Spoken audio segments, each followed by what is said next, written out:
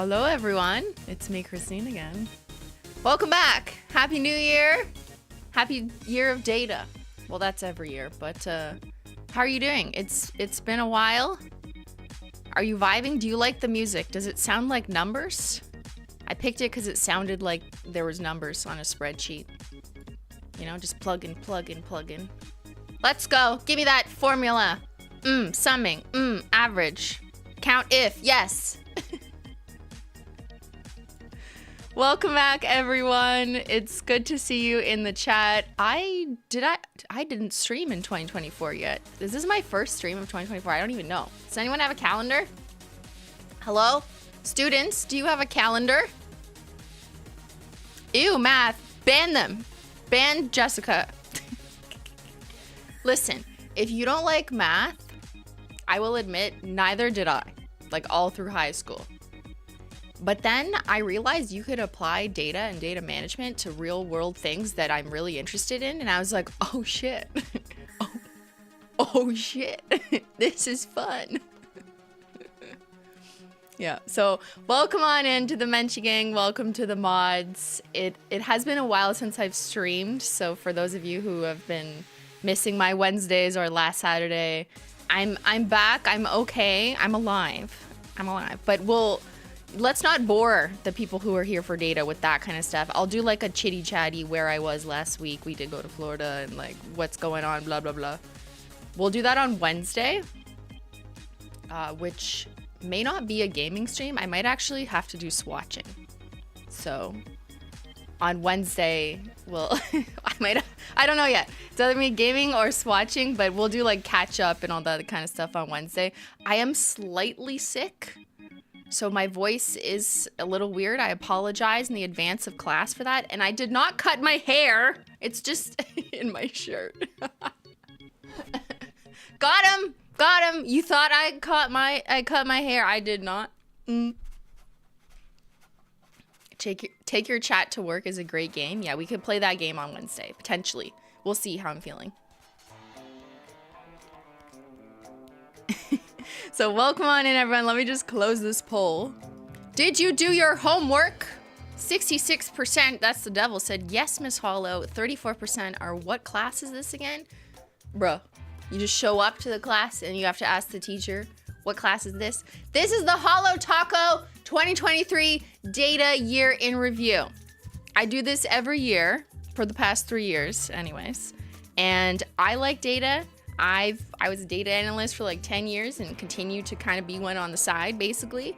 And I also love nail polish and my brand Holo Taco. So I'm going to analyze my brand. We've done this for 3 years and I've shared with you the top and bottom sellers at Holo Taco every year with a little bit of context, a little bit insight. I also love reading the chat to get to see like, what are you guys thinking? Let's add some qualitative components to this quantitative data because mixed methods is bae, okay? Mixed methods is the GOAT, as any, sociology professor would say.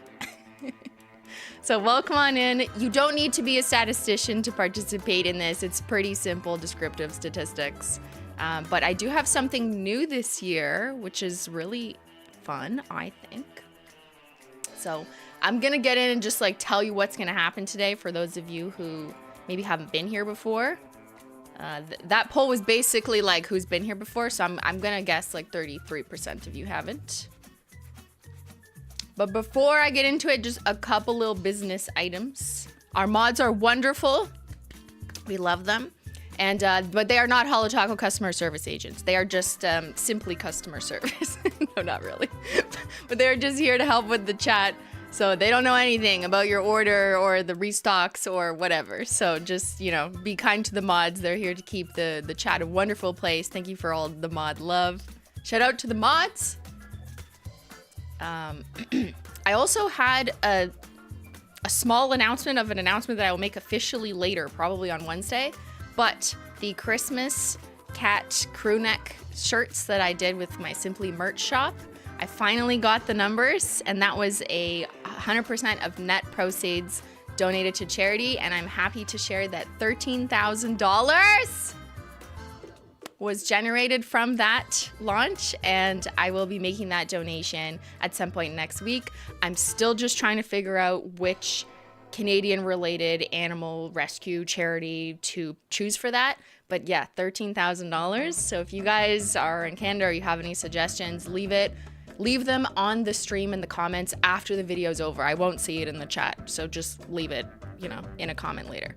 And I will make that official. I'll give you the receipts once I do that. But thank you to everyone who purchased one of those cat crew necks. The campaign is over. It was a limited edition, like one-time campaign. But yeah, we raised $13K for animal-related charities. Woo! That's amazing news. Okay. Also, I need tea. Like, it's been 10 minutes. Okay, tea check. Guys, grab your tea and take a breath and just chill. That's what we're gonna do, okay? We're gonna chill. Because data is informative. It is insightful. We can learn from it. And we're not gonna freak out over it, right? Yes. We're just gonna chill. We're gonna analyze carefully, thoughtfully, considerately. Coffee is accepted too. If you're like more like a holo barista type of person, that's fine, you know. Maybe you're into the crushed holo lattes. I am drinking a English breakfast tea latte. It does have a little bit of frothy milk. Ben made this for me. We did not leave the house this morning because there's a giant snowstorm outside. I looked outside and I was like, oh, yeah. This is why people go to the sun on vacation. But yeah, we came back to a giant snowstorm. So cheers to anyone else experiencing it's like a foot or two of snow outside right now. Lovely. Stay indoors, stay safe, and do data.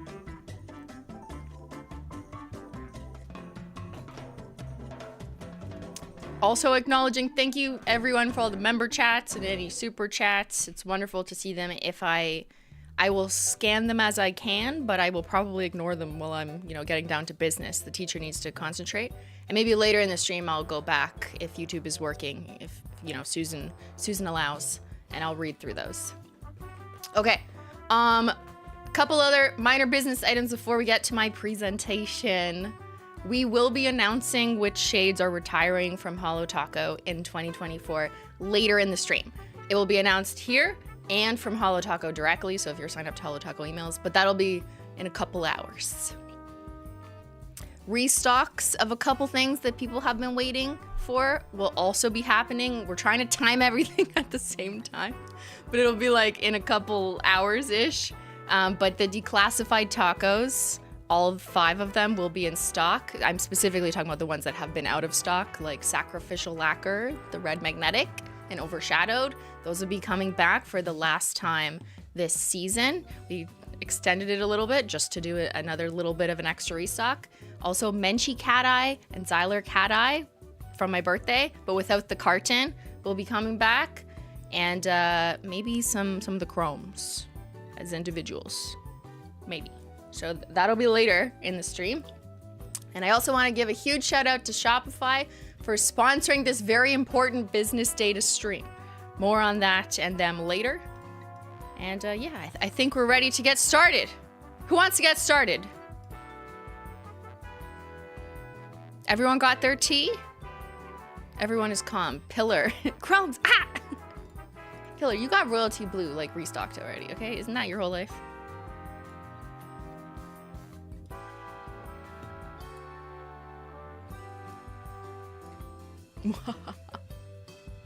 Alright, give me a second. So I did a whole ass deck, of course.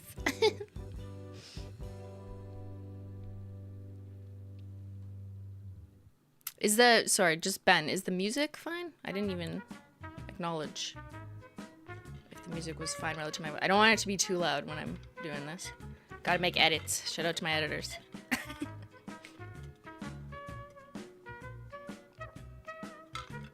Also, stay hydrated. You know, data makes you thirsty for information. I'm also trying to stay hydrated to kill sickness. All right, let's go.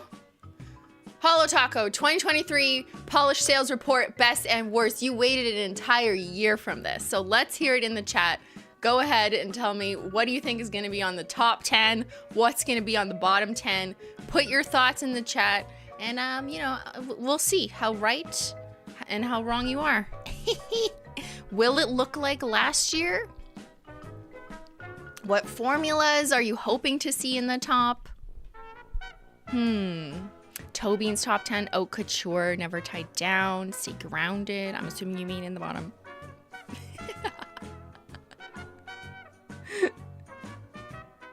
Here, I'm gonna give you a poll because this data is so. What is this? See, this is the kind of data I do not want. This is the worst kind of data. Open text field, chaotic data. We hate that. Okay. Here, I'm gonna ask you a question. I know this is hard. What formulas do you think we'll see in the top 10? Let's do this.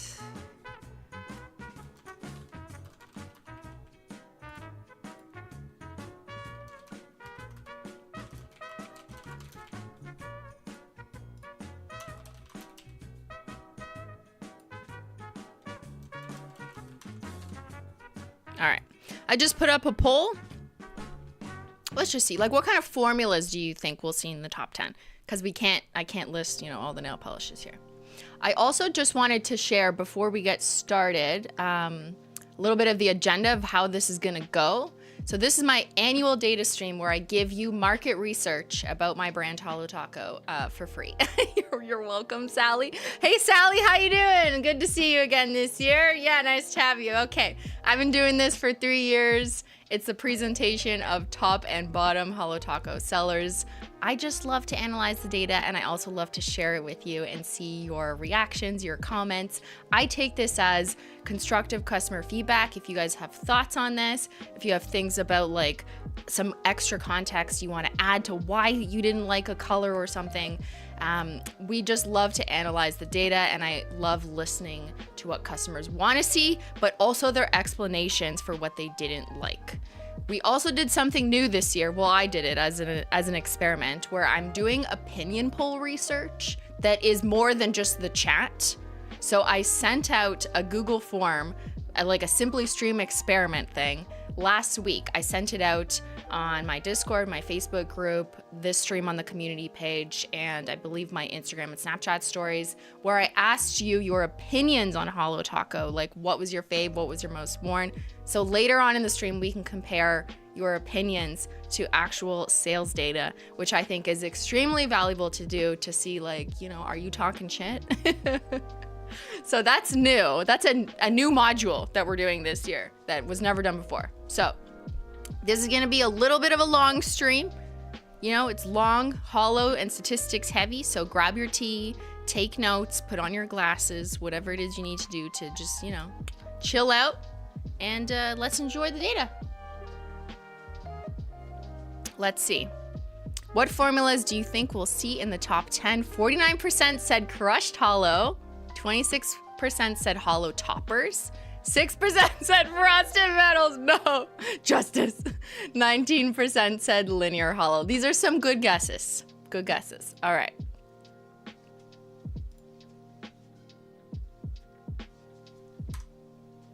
Let's talk about the research questions that I have every year, and then the new stuff, okay?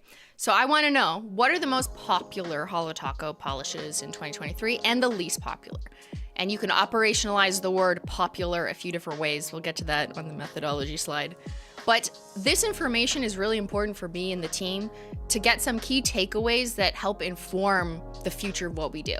And while we've already pretty much planned out all of 2024, we have to think like a year in advance and use customer feedback, sales data, combination of all those mixed methods to help tell us like what are people's color preferences, formula preferences, mixed formula preferences, what bundles are they liking, and also considering what to phase out when you take all of that into account. Because you can't keep everything forever, you know? You gotta make room for new stuff, and that's why we retire shades every year, but we'll get to that in a little bit. And a new research question this year is, how does sales data compare to your opinions? All right. Last year, I spent way too long on this slide, and I think exactly 5 people cared. So I'm not gonna go through the different ways of doing methodologies, but I think high level, it's really important for you just to know that there's multiple different ways to extract this data that will yield a different result with what ends up on top. Because there's a difference between if you count everything, sales numbers, including collection boxes, bundles, and individuals. And if you just do individuals, I think like there's a pro and a con to doing it both ways. But like, for example, if we look at individual sales, which is basically what shades are people choosing to pick up on their own? Like you walk into a virtual store and you're like, I want this one and this one and this one.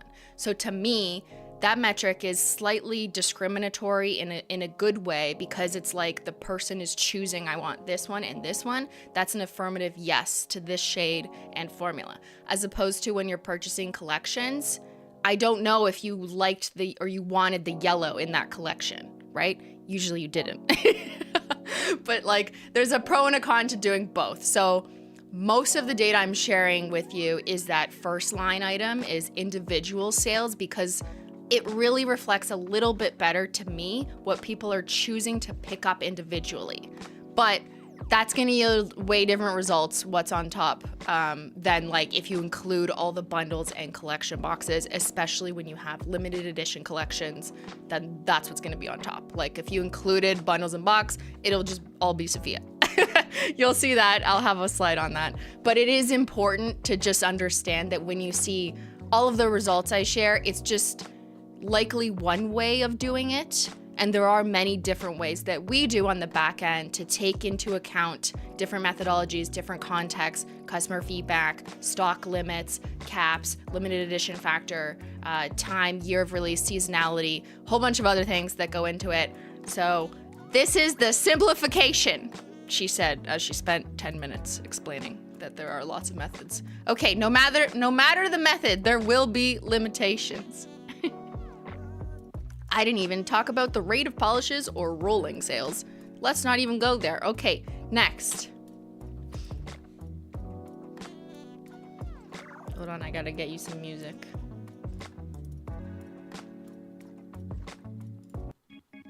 All right.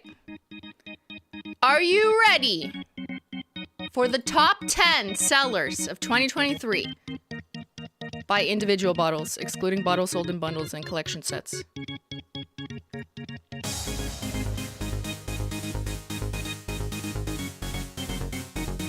Let's go!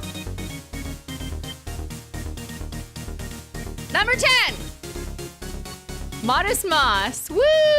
Okay! Woohoo! We got a creme in the top! And it's not black or white. Okay, we love that. Let's go. This makes me happy. You know, okay, let me explain myself. This makes me happy because I was not expecting this. I thought this was like a casual green for like casual green users. To see a green in the top 10 is unheard of because our customers hate nature. Did you know this? Last year, all they did was hate nature. Yeah. It's a creme and it's green and it's in the top 10. So that's amazing. Well done. Thank you. Lots of green love in the chat. Maybe it's because Ben modeled it. I think that's why, honestly. So this was Modest Moss. One thing I didn't mention, which I should mention, when I'm sharing the top 10 and bottom 10, I'm including everything. It didn't have to just release in 2023, right? So it can include shades that we released last year. We've matured. Have we matured? Are we going for more like sophisticated cremes and green and branching out? Are we branching out with our favorite colors? Perfect. Okay. The little simple. Oh yeah, you guys notice it. That's me. We've natured, not matured. How is this possible? I don't know. Well, actually I do. So the Down to Earth bundle being a larger SKU bundle, like more polishes in the bundle, likely makes people more inclined to pick up individuals, which is maybe why this as an individual is a high seller. So a little bit of caveat there. It's not just people love green all of a sudden, but I do think this was a really nice green to add to the catalog. And yeah, it definitely fits some people's needs. And that's wonderful to see a new shade. That was from the Down to Earth bundle with a bunch of other wonderful cremes that also sold really well, generally speaking. All right, let's move on to number 9, Disco Dust Taco. Woo! Okay, like, yes, every year there's toppers in the top 10, every year. Okay, it's impossible for Holo Taco to exist without toppers in the top 10. But Disco Dust Taco, which was only released in November, right? So the data is a little bit constricted because it wasn't available for sale for 10 months anyways from this year. But it's still, as an individual, really outperformed a lot of other things that were released this year, even were released earlier than this one, because it is, and this is my speculation, but you tell me in the chat why you think Disco Dust Taco, despite only being released in November and not having all year to, get sales, did so well. Let me know. I think it's because it's a multi-purpose universal topper in that it's like got all the rainbows and colors. So if you're kind of have analysis paralysis and you don't know what to put on your nails, you go for everything taco, which is another really good example of like something similar. But in the reflective category, you go for Disco Dust Taco, right? So it's a really great rainbow. Give me a little bit of everything. I don't know what I want, but just make it sparkly. So great idea. People really love this one. And I predict that this one, regardless of holiday season, I do think this one will continue to sell well because of that rainbow. It's got a little bit of everything. It's unique vibe. So this is reflective, meaning it requires head-on light to flash, but it still looks really pretty, even if it's not lit up like that. It reminds me of Christmas lights, yes. But I also think it can work like any time of year if you just want to get sparkly. She is an icon. Because it's unique, it adds spark to any polish. It looks like fireworks. She's a chaos icon. It looks gorgeous in the bottle. It's like a new twist on scattered taco. Kind of, yes. But I put that shit on everything. She's unique and not like other toppers, also true, except she's kind of like Reflective Taco, which was the original Reflective Taco, but that one is just all silver. All right. So that's number 9. What do we have in store for number 8? What? Excusez-moi? C'est quoi ça? Cracked taco shell? Okay. Go on. Make fun of it. Go on. Get it out now. Let's go. Get it out. Go on, slander. You have 1 minute to slander the cracked taco shell.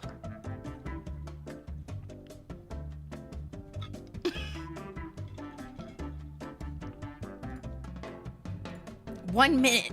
That's it. And then your time is up, class. Okay, who's confused? Who needs a methodological explanation? It's not rigged. Why would I rig it? I'm an honest statistician. Okay, I knew this would be confusing. I have 2 explanations. Actually, I just have one. It's a novelty item, okay? And it had its moment on TikTok for a little bit there. When something novelty comes back, especially if it evokes like a nostalgic feeling, like cracked taco. Hello, everyone who's in like my age range who like wore this when they were a teenager, you know? And then now all Gen Zs are like, oh my God, cracked taco. I love distressed and looking undone, you know? No recounts. I recounted like 3 times. I know. I checked the numbers. This is correct. Yeah. So this was a polarizing shade. Not really a shade, a topper. which garnered a lot of opinions, but also people still bought it. Like, people still came out and bought it. So, you know, I don't know, right? Sometimes this happens.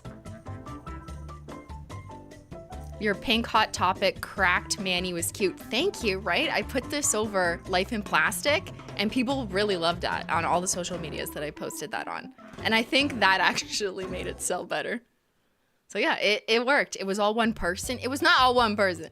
There are people who will never wear this, but there's also a group of people who are like, oh my God, you know, I don't paint my nails that often maybe, or I don't really do that much, but I just really want to do this nostalgic thing, so I'm gonna buy that. So I actually think this was more kind of those one-off unique customers, including probably in addition to dedicated customers who wanted to collect it to, you know, do all the chaotic Holo Taco combos like the ones we did on stream, when there was a lot of fun things you could do, especially over the retro collection. People bought it up for Halloween. Yeah. So she is not in stock right now, sorry. She is a seasonal Halloween item. Cracked Taco Rainbow? What, you could make it just by putting this over the retro collection. Cracked Rainbow collection. So, okay, I have thoughts on that because hypothetically, if we release this in like 7 colors of the rainbow, I don't think it would sell as well because people might commit to one shade that does this. I don't think you're going to see the same commitment to 7 shades that do this. You know what I mean? It's like too much of an investment for something so crazy. That's my suspicion. What in the troom?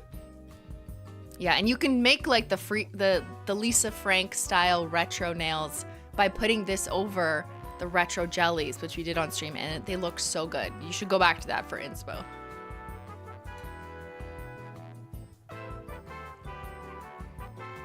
"100% agree, Simply. Thank you. Thank you, student." All right. Let's move on to something that is probably more universally agreed upon to be in the top 10. Blushed ice. Ooh. Oh. You guys, you predicted it correctly, that there would be crushed hollows in the top 10. Maybe more than one. So, who loves blushed ice? Stunning. So pretty. Love that for her. Good for her. I'm wearing her now. Oh, she is a beauty. She's a classy lady. Yes, she is. This was the blushy, kind of slightly peachy, warm-ish shade in the Crushed Holo Barista bundle, which was released in January of last year. I was gonna say this year. But yeah, that was a wonderful collection that people loved all around. But yes, this one came out on top. Well, I mean, almost on top.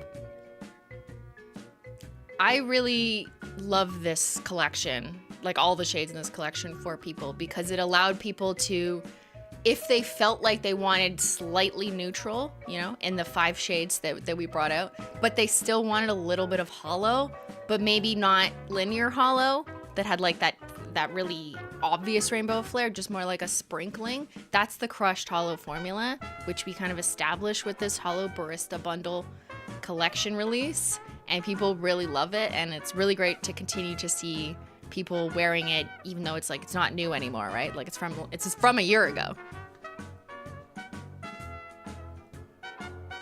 This collection made browns pretty. Wow, we love that. We need more crushed holos. I drink that. I mean, it looks like a nice blush latte. So that bundle rocked. Yes, neutral holo. So 50 Shades of Greige, although not really intended for that purpose, is kind of a lighter neutral linear holo, if that's something you're looking for too. Restock, we are working on that too. Yeah, because they keep selling too well. Guys, stop buying. Seriously, stop buying the barista shades just like for a little bit, because we keep selling out of them. Thank you, yes. We will continue to restock them, but you can't buy them so quickly. Thank you. All right.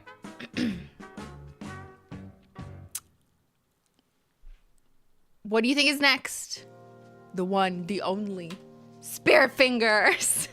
Sophia! this is Sophia's Spirit Fingers. And we're just gonna take a moment for our girl, Sophia. Give her a big cheers. Here you go. Cheers, Sophia. You've got your Spirit Fingers.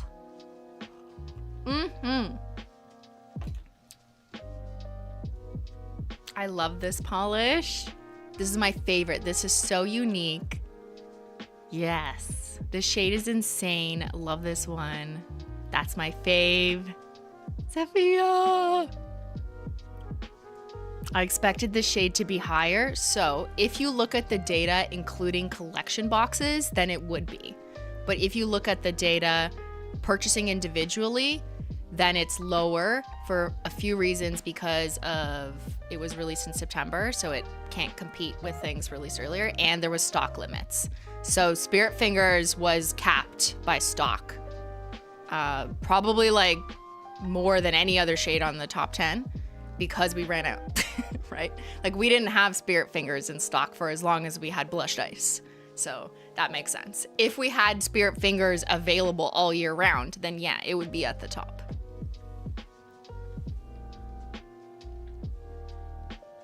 Not surprising, it's so pretty. I need this in other colors. What other colors? Do tell.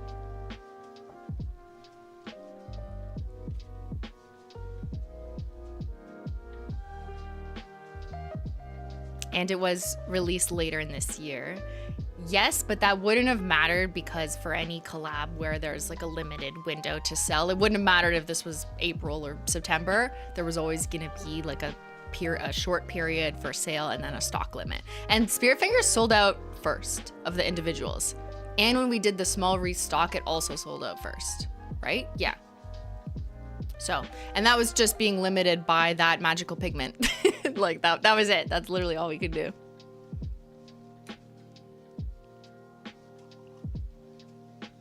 So huge shout out to Sophia. You're gonna see more of her in this stream later.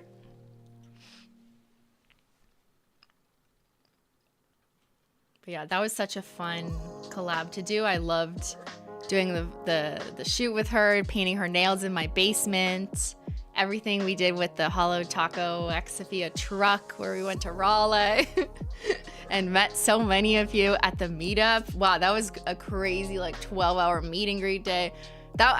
Sometimes I'm like, did I do all that?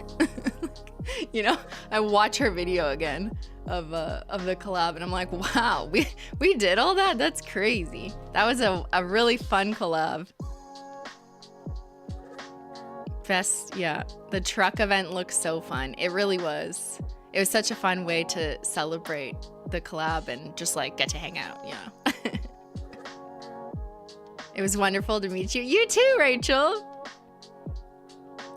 There's people in the chat who are like, I was there. All right. Before we move on to the top 5 shades, let's talk about how I was even able to pull this data. And that's thanks to Shopify, the wonderful sponsor of this stream. Shopify is an easy-to-use, all-in-one commerce platform that helps people start, grow, and manage their own business, including us. We've used Shopify since day one to power our business at Holo Taco. Regardless of technical abilities, it's easy to use and has intuitive analytics and tools. They've got innovative back-end features like real-time sales analytics that track where in the world customers' orders are coming in from, like the map, to the core essentials like updating the website with new listings, pictures, descriptions. Shopify gives us the tools we need to get gritty on analytics so we can better understand our business and our customers, which is incredibly important to me. Everyone here knows that I love data and I love asking chat or sending out email surveys to better understand what customers want. But sometimes you say things like you want yellow polishes, but then you don't buy yellow nail polish. And Shopify data doesn't lie to me. It tells me that you don't buy yellow nail polish. We'll get to that later. So join Holo Taco and millions of other merchants and grow your business with Shopify. Use my link shopify.com/Simplydatalogical to start your free trial today. A huge shout out to Shopify for sponsoring this stream. And now let's get to the top 5 best-selling Holo Tacos of 2023.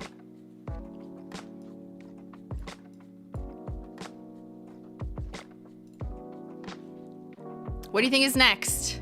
What's the 5th? Top 5, let's go!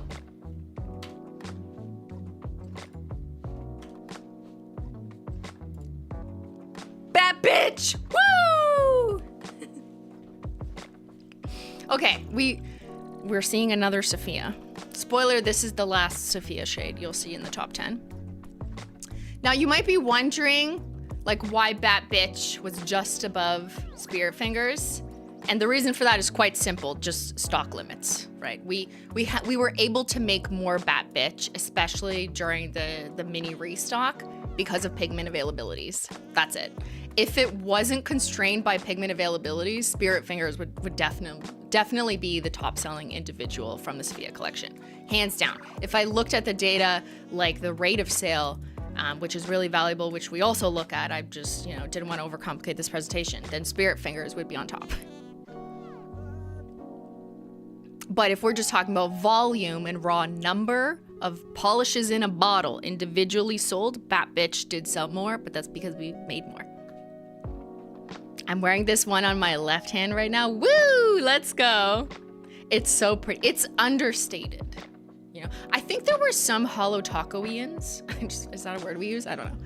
I think there was some really, like the people who really love the glitter and the glamour of like some of the exquisite Holo Taco shades, who thought that this was gonna be like blingy or like really like freezer burny or something, but it's not. It's Sophia style. It's sophisticated. It's a little mysterious. It's got a hint of a very faint blue micro shimmer and that kind of buildable eggplanty base, which kind of surprises you, right? It's a bit different than what we do, than our like average formula, but that's on purpose, We're doing different formulas for different people. And that's kind of how you discover new things and new things that you like, right? Like Spirit Fingers. So yeah, I love the subtlety of this one. This was very Sophia coded. This is Sophia core. She's not like a wild glitzy glamour lady, She wants a dark and mysterious, subtle little mystery shimmer there. We love sophistication. Yeah, it's sophistication. Works for every occasion. Wear it to a funeral, wear it to a wedding. Beautiful, stunning.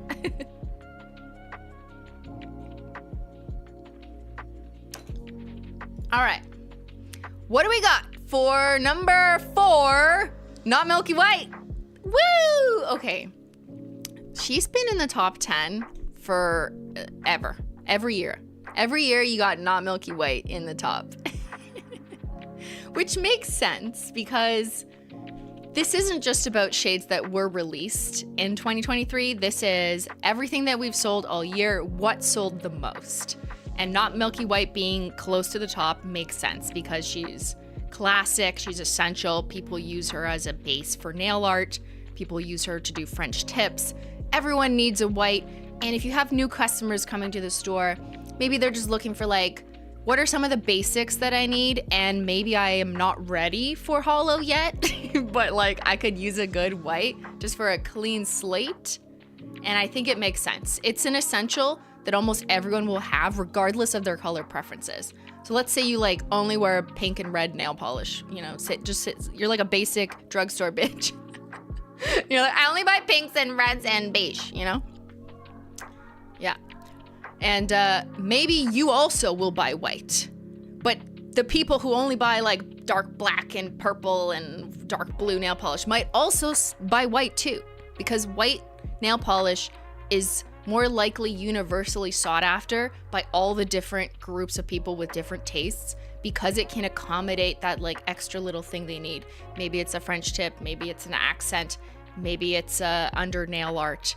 It has more universal purposes. So yeah, I need it for glow in the dark. It's the best white out there.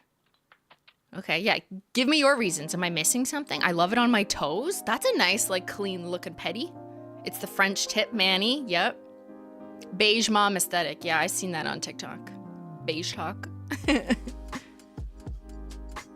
White looks good under crackle, yes. I used it under crackle with Holo Taco to demo it.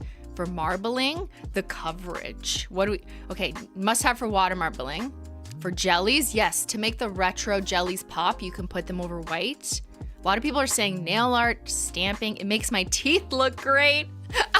Don't put it on your teeth. Accent color, best white formula I've ever used. Under jellies. Yeah. For galaxy nail art to do the stars, yes. Or like if you're doing a dotacure or something and you just need a couple little. For me, it's a top tier polish for nail art as a base and because the coverage is insane. Thank you, Lucky Duck Ronnie. Make sure you guys are leaving these reviews on the website too, you know, so other people can read them when they're shopping. The White Goat, we should rename it. Great to use as a corrector. What, like a fluid corrector? Like whiteout on your papers? I'm gonna use this to grade your papers after. Not milky white, milk for my coffee. Do not put it in your coffee or your tea. All right, so no surprises there. She's one of our top sellers. If you've never tried our white nail polish, you should try it. You know, it's not milky. It should still take you like 2 good coats to get full coverage. That's because light nail polishes in 1 coat are very hard to do and do well without them getting like kind of chalky. It's just like the pigment. It's easier to do with like a black nail polish, like 1 coat black. But when you're talking about white, which is like the opposite pigmentation spectrum, it doesn't work. So you can build it up really nicely in 2 coats though. But Ethan said Holo Taco is for dental work, and we believe him. Why, Jessica? Do not use our nail files on your teeth. Makes featured guest pop. That's another good one. Yeah, using white under some of the toppers is really fun. Have you ever tried not milky white under light mode? Try it. It really makes it pop. It almost makes the shimmers and that like multi-chromatic shimmer in the light mode polishes look brighter and kind of, I don't want to say neon, but like it really lifts them in a different way. It looks really interesting. Try it. All right. Let's go to number 3. We're going to the top 3 best-selling Holo Tacos of 2023. Haute Couture, woo! Coming in at number 3 is Haute Couture. So we had Blush Ice, but Haute Couture beat it by a couple numbers there. And this was released back in January, a year ago, in the Holo Barista bundle. No one is surprised. She is universally loved. She is an icon. She is the palest shade of our barista shades, and kind of like a pink snow angel color, a pink leaning but kind of beigey, a pinky beigey snow angel. It is a neutral on some people, or if you wear it with the other shades in our Holo Barista set, which have 5, you could wear it as like a Skittle for like a light to dark kind of brownish vibe. And it's absolutely stunning. People universally love this formula, and this shade was the best selling of all of our crushed holos. Yeah, that's true. Of all the crushed holos we've ever sold, Haute Couture is the best selling shade by far. I wore it for my wedding. It is a really lovely like wedding shade. Yeah. If you have a bit of like off-white or ivory, totally. It works for all seasons and events. It was my wedding choice. A lot of people are saying it was. Okay, comment in the chat if you wore this to your wedding. If you got married in the last year.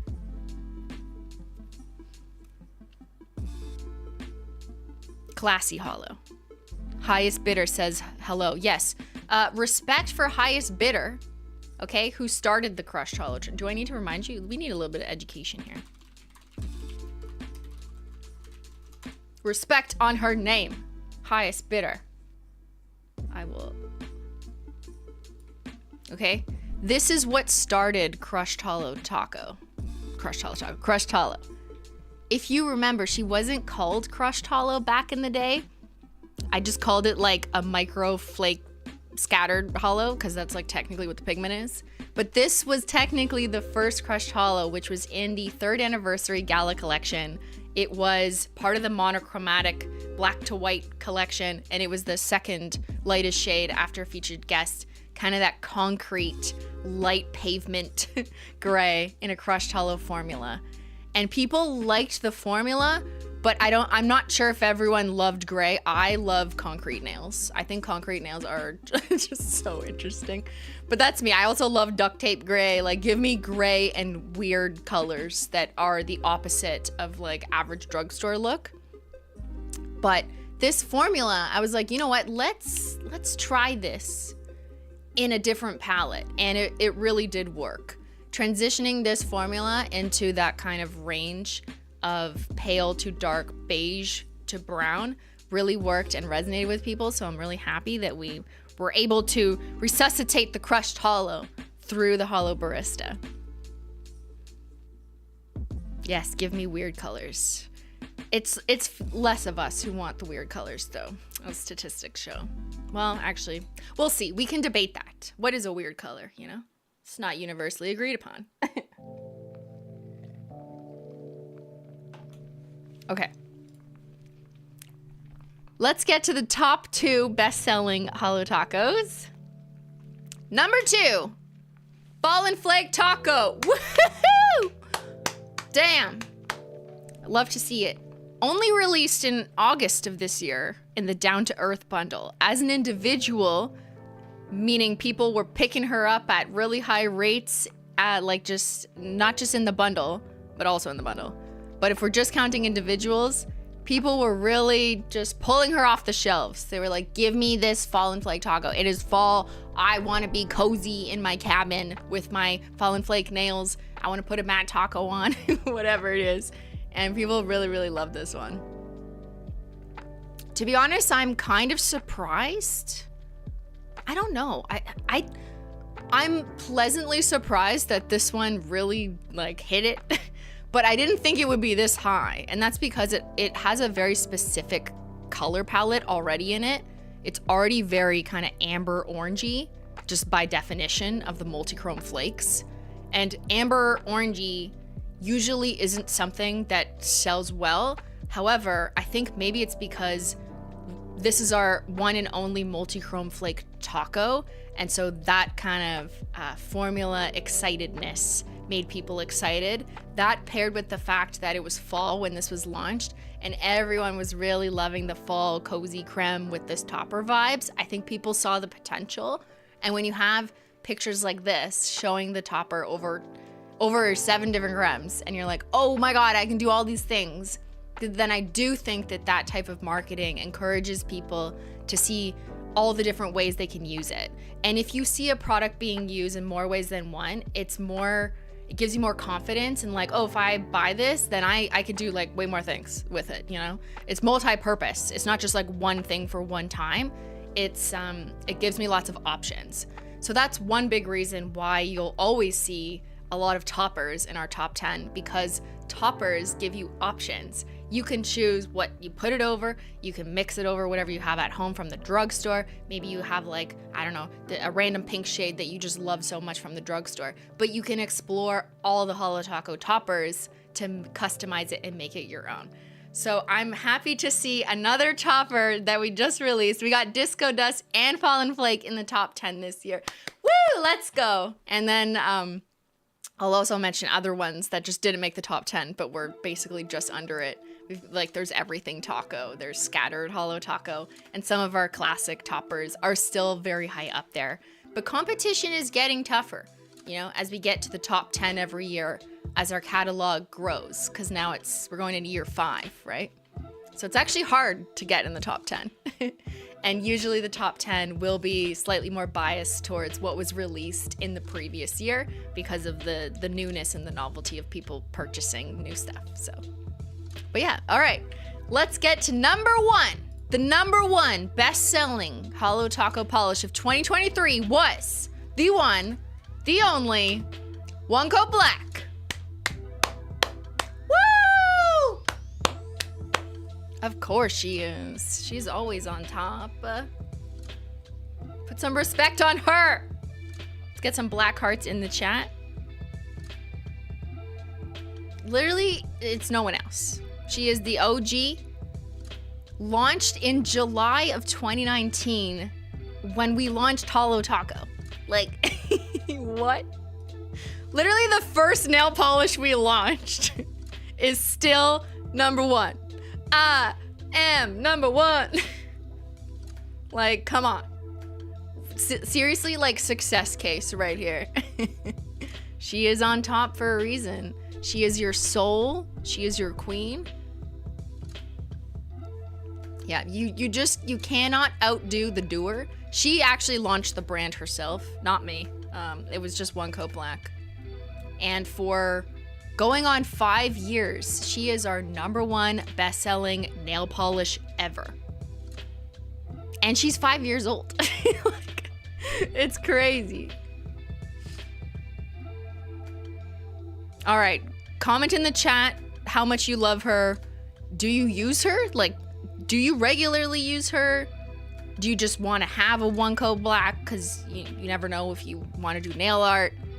Are you wearing black nails all the time, or is this just like occasional use, you know? Like, what are your use cases? I buy her 2 times a year. That's a lot of use. It takes a long time to use a whole bottle of nail polish, right? I'm on my 5th bottle. Okay, you guys are buying them all. The coverage is key. I'm wearing her now as an accent nail. Just for nail art. It's great for toppers. It is great for toppers. I use it every time to demo a topper. I put freezer burn on it. It's emo. I love it. I use her regularly. I use her for nail art. She's on my toes. Yeah. The nail salon hates her. Nail salons hate her. Oops.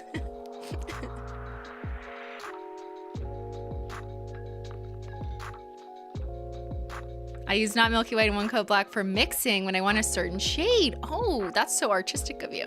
It's the best, period. It's so reliably good. It's beautiful matte. It's Simply's favorite topper. Let's not confuse them.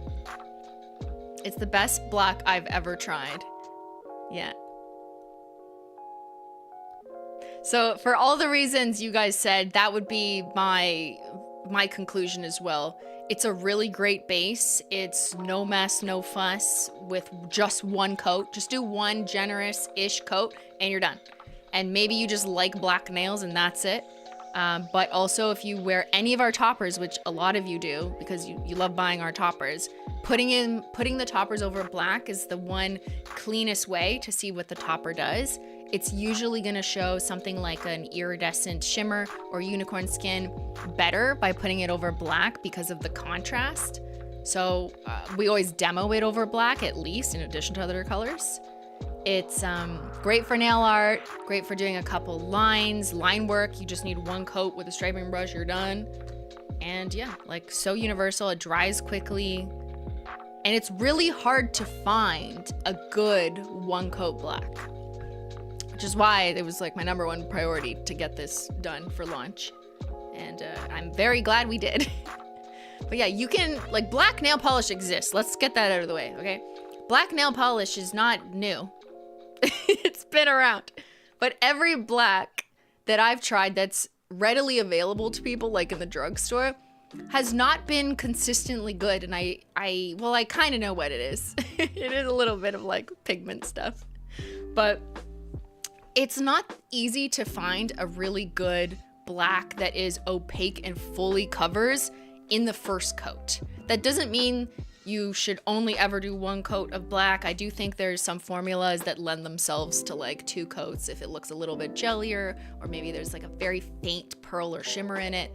Yeah, there's different types of black nail polish. But if you just want, just give me pure black, like make it not transparent at all. I want opaque, just slap it on and be done. Then it does take a specialized formula to achieve that. And that's what we did with One Coat Black. Your One Coat Black actually dries opaque, yes, because some drugstore black nail polishes, when you paint them on, they like look opaque and then you go like this and you're like, oh, like I can see a bunch of streaks through it. I'm gonna need 3 coats now.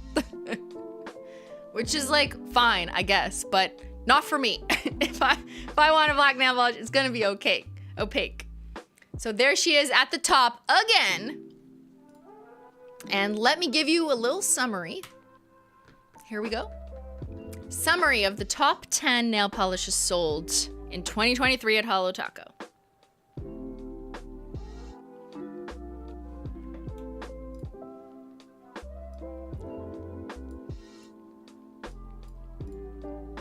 Just a little recap for you.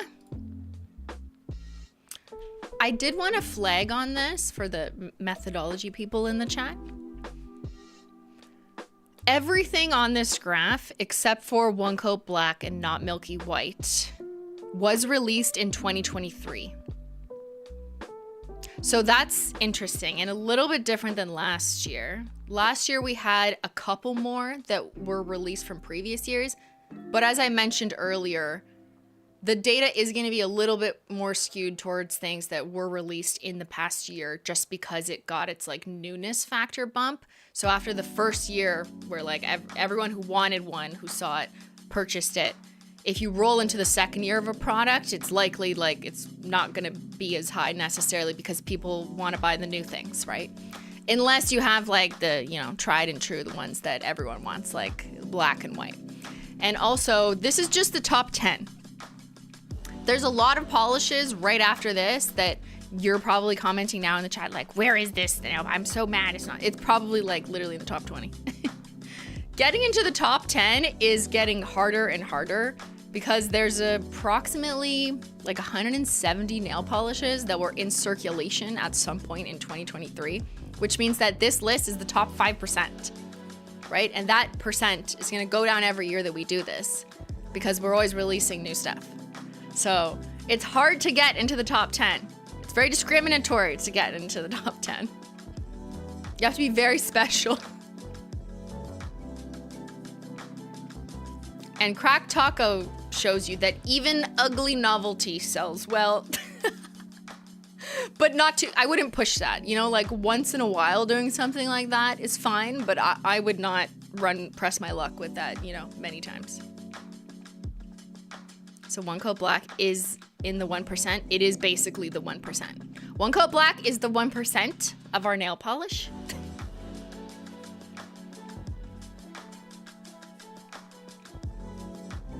It's not ugly. What about toe beans? Where did it land? So I have in a couple slides, I'm gonna do something a little bit different.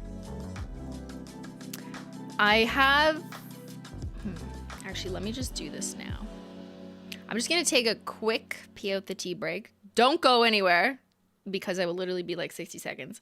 But the next slide, I'm gonna compare last year's results. And then I'm gonna show you a different way of doing the data and also some Simply's Picks honorable mentions. So I'm just gonna pee out the tea, run a little ad for Susie.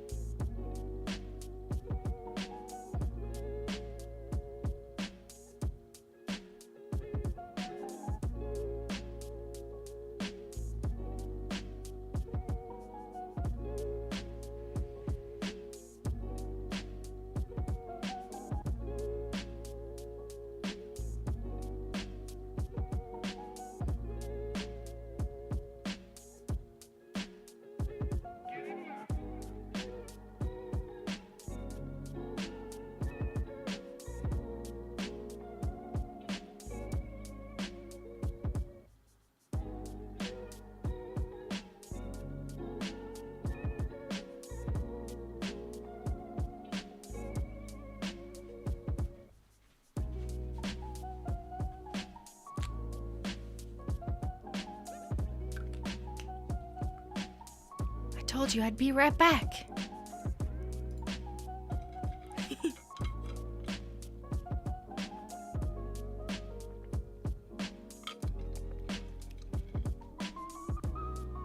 No purple in top 10? It was in the top 20.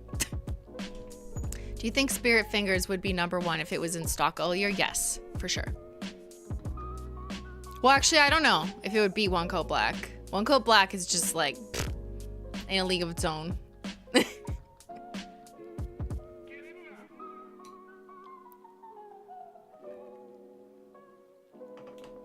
All right. So let's compare to last year. If you use the same methodology, which is also why I kept it as individual sales excluding collection sets and bundles, so I could do a trend analysis better and consistent with the data and how I've shown it to you in previous years. If you compare last year's results with this year, things look different, which is mostly because of like just what was released this year versus last year. But two things are exactly the same, which is One Coat Black and Not Milky White, which were actually in the top 10 3 years in a row, even from 2021. So if you take anything away from this and you're just like confused, you're like, there's like 100 different nail polishes. All you need to know is that One Coat Black and Not Milky White are consistent winners 3 years in a row, always in our top 10, regardless of it being new. Like they're literally old and people, not the product, but you know what I mean? Its inception is old, it's old news, but it still gets extremely wonderful reviews and people just love using them and picking them up. And they're, yeah, just the best black and white out there. What can I say? The data does not lie.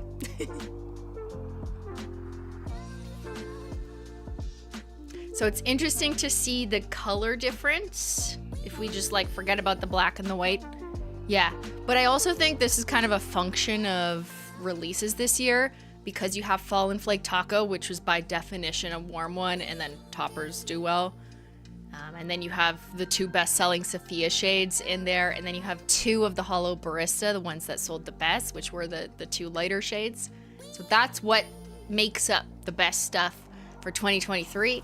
Whereas in the previous year, we had Everything Taco, which had been re-released. So that really flew up in the charts. We had Party of One Purple, which was a brand new shade at the time that was hyped up because it missed its release window for like 6 months or something while I was trying to perfect the color. And then we had Got Cake came back and was re-released. And then some classics like I'm Over Brew and Gold Flake Taco and Flaky Holo Taco still making the top 10. Now, if I were to expand the top 10 chart for 2023 to like 30 or 40-ish, just to give me a little bit more wiggle room, you will still see the same shades. Like you would find Party of One Purple, Everything Taco for sure, I'm Over Brew, Gold Flake Taco, Flaky Holo Taco. Those are still in like the top 20%. So it's not like they fell off. They did not fall off, okay? They're being stacked by what was new this year. That's it. But people are still buying the purples, just to be clear. So I have a couple notes on that. Everything Taco is actually number 11. So if you extend this by 1, you would see Everything Taco right there, which is wonderful. Again, another example of like a multi-purpose topper that people love. And then we also have Party One Purple, Got Cake, I'm Over Brew, Gold Flake Taco, Flaky Holo Taco, and Shady Navy, all within the top 20 to 30%. But what if, so some of you have been asking, like, where's Toe Beans? Where's the rest of the Sophia shades? Like, what if we did this data differently and included collection set or bundle sales? Because one thing that is influencing the data that I pointed out initially on the methodology slide, but I'll say it again, is this methodology you're looking at on screen requires someone to pick it up individually and then it counts in the data. If you bought, for example, the entire royalty trio as a bundle, you are not counted in this because bundle purchasing is you're buying like all of them. It's not really discriminatory in like which shade you're after. So to help me look at like what shades people are actually picking in terms of like what color and formula is popular and not just what collections are popular, then I've done it the individual sales way. However, let's see what the chart looks like if we include collection sets and bundles. So if you include collection sets, bundles, and individual purchases, it basically becomes a function of collection boxes that we just made the most of and things that were in a bundle. So to me, this isn't the best way to look at the data because it's basically like, okay, well, we just made this much Sophia and it's basically a function of boxes as opposed to people picking out which colors they want. And then the next is just all the trio of Holo Royalty, which were very on par with each other because most people chose to purchase that in the trio bundle because there was only 3. So people were less likely to pick out one at a time, right? So it's not like I don't like this way of doing it because it's just biased by collection availability and bundle purchasing, but it's still important to recognize that, like, yes, Sophia overall, she did amazing. She did incredible. The Royalty Trio also did amazing and incredible, and we had really good stock on that. We are sold out of Glamethyst and Toe Beans, and Royal Crush will be leaving us soon as well, but we made the most of her on purpose, so. And then Haute Couture is like the only one that actually snuck in and doesn't follow the bundle, or it has a bundle, but it's still kind of escaping the collection box / limited edition bundle feature. It's like the one standout here. And then you have Life in Plastic. And if I were to extend this slide, you would see all the other retro shades because then it just becomes a function of people purchasing the retro collection box. This is the prettiest bar graph ever. This is just a bar graph of Sophia and Royalty, basically. That's it.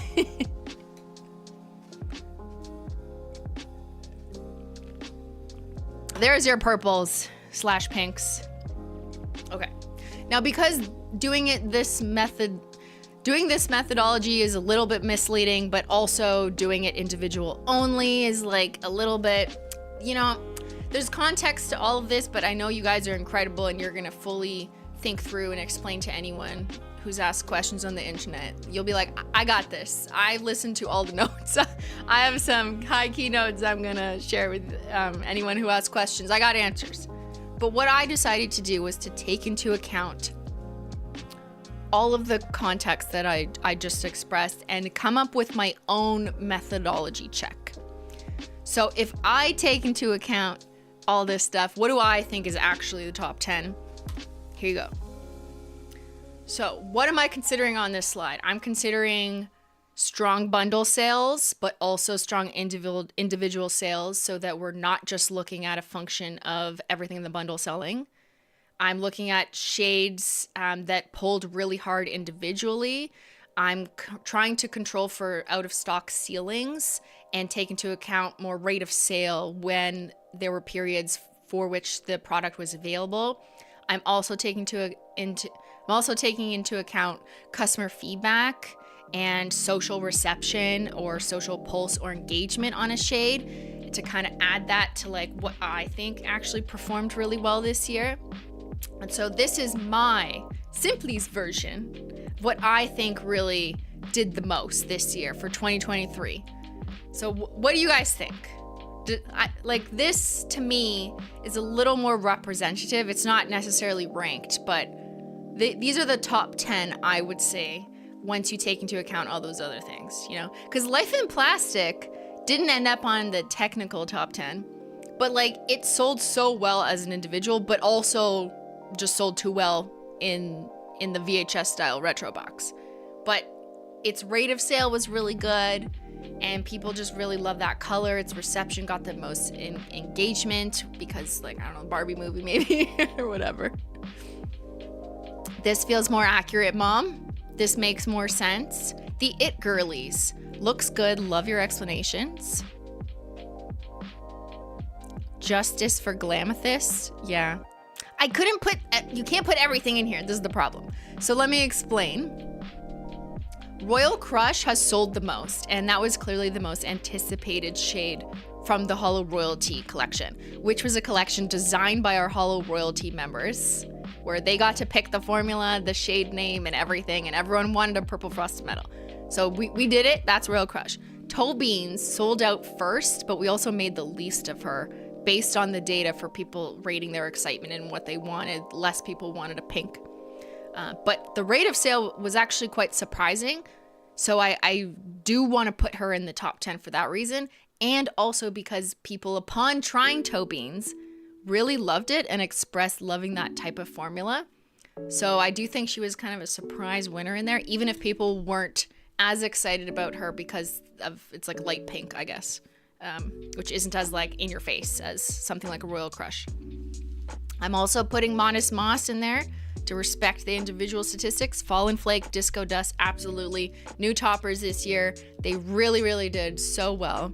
And then Haute Couture, obviously. Life in Plastic. Everything Taco has to be in the top 10. It's in the top 11 of the technical data, but it is still probably one of the most used toppers. Actually, we'll get to that on the opinion survey next.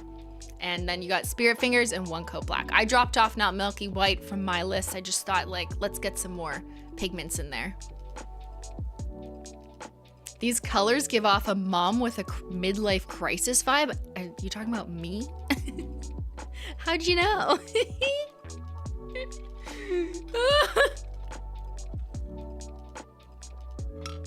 I'm a mother to my fluffy children.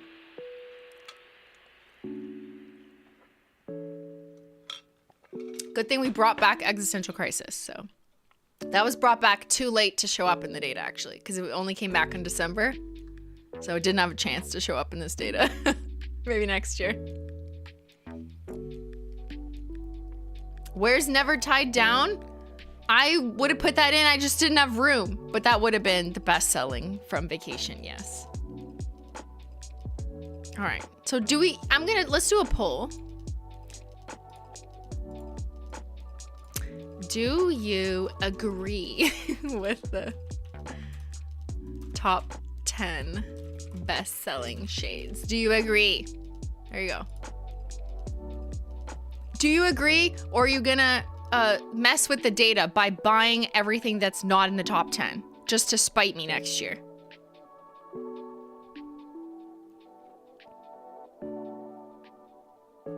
There's only 10 spots and so much beautiful nail polish. I know, it's really tough. It's really, really tough. Trust me. And it gets tougher every year to pick. So I'll let you answer this poll, but we're going to have some sad news on the next set of slides. We're going to have some sad, sad, sad news.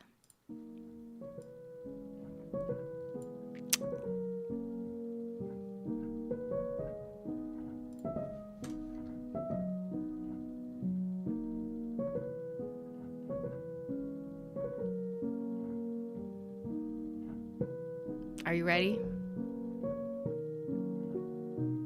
It's time to mourn. If there's a top 10, there's gonna be a bottom 10. That's how math works. Yeah. I know. Get mad at your math teacher, not me.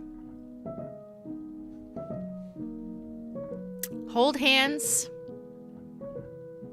Hold your cat. I'm gonna end this though. Do you agree with the top 10? 82% agree. 18% aren't listening to class. All right. Get in, losers. We're going to the bottom 10 who are losers. Guys, something has to be in the bottom, okay? Well, we are using music for dramatic effect. Do not actually feel bad, is my disclaimer. do not actually evoke emotions of depressy, okay?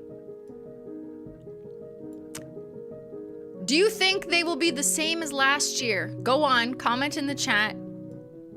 Are we gonna see nature? Do my customers still hate the sunshine, the grass, the dirt on the ground? You know, let me know. Let's see who's right, who's wrong, and who didn't buy what. To be clear, this is not the retirement part of the presentation. This is just the bottom 10 sellers, which may not be the same. All right, what do you think? Yellows and greens? No, not the nature. orange, yellow.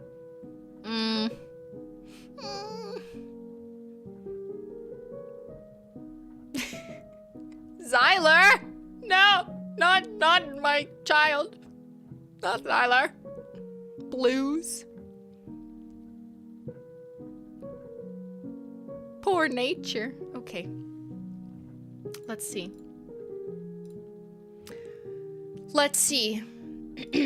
Coming in at number 10, bottom seller of Holo Taco, 2023.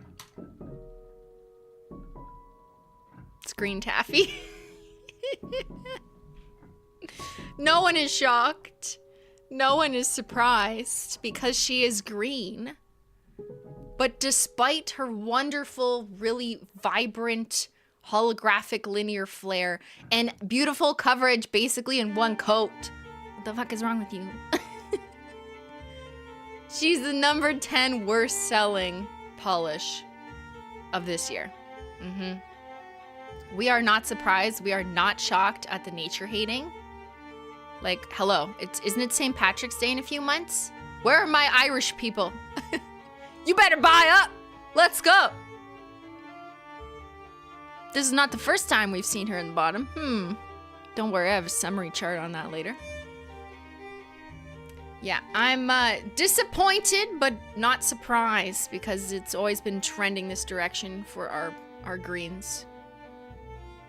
Like, you literally can't even tell me this is an ugly green, okay? Like, explain yourself. This is not an ugly green.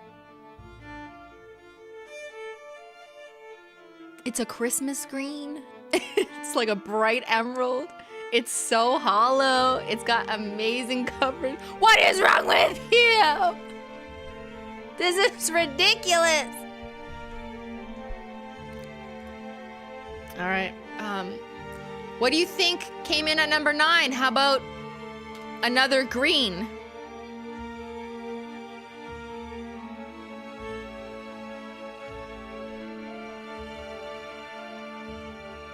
You know what? No one wanted to use their payday on this shade. Yeah, they were like, I'm gonna buy Haute Couture instead. I will not spend my money on green. Actually. Even though the coverage kills it, and it's bright and limey and vibrant and fun, no one wants to have fun anymore. Nobody wants to wear green anymore.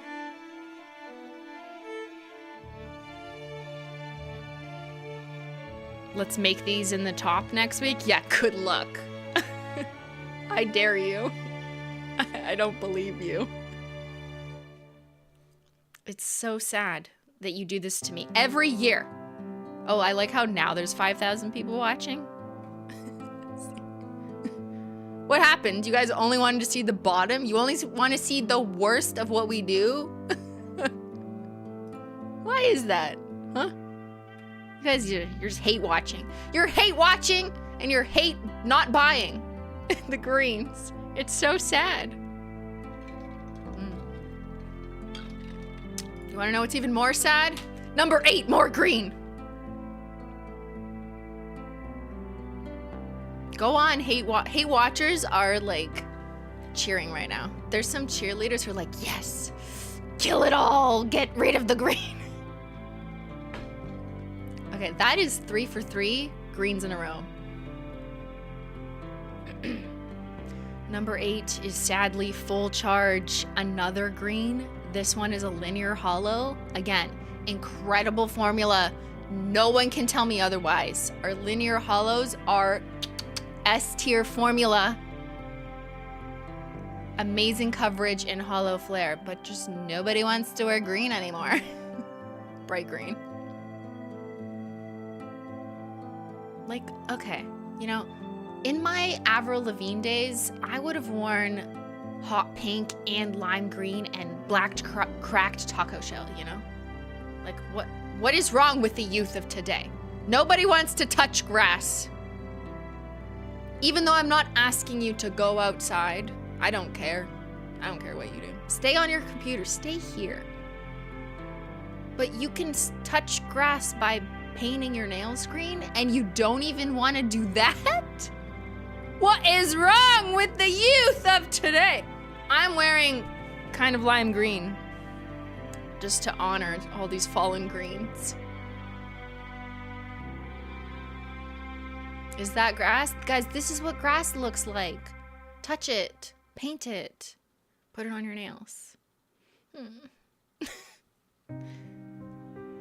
This was released in June 2021 in the Electric Hollows collection. I need to remind you, okay? I need to remind you where this came from. My most worn polish of all time. Thank you, Blooming Mucks. No one else can relate.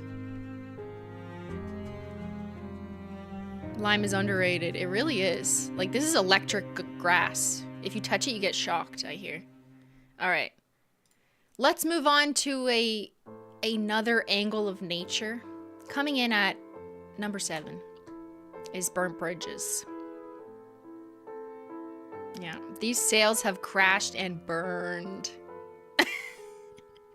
Yes, I'm talking about my own brand here. But something has to be on the bottom.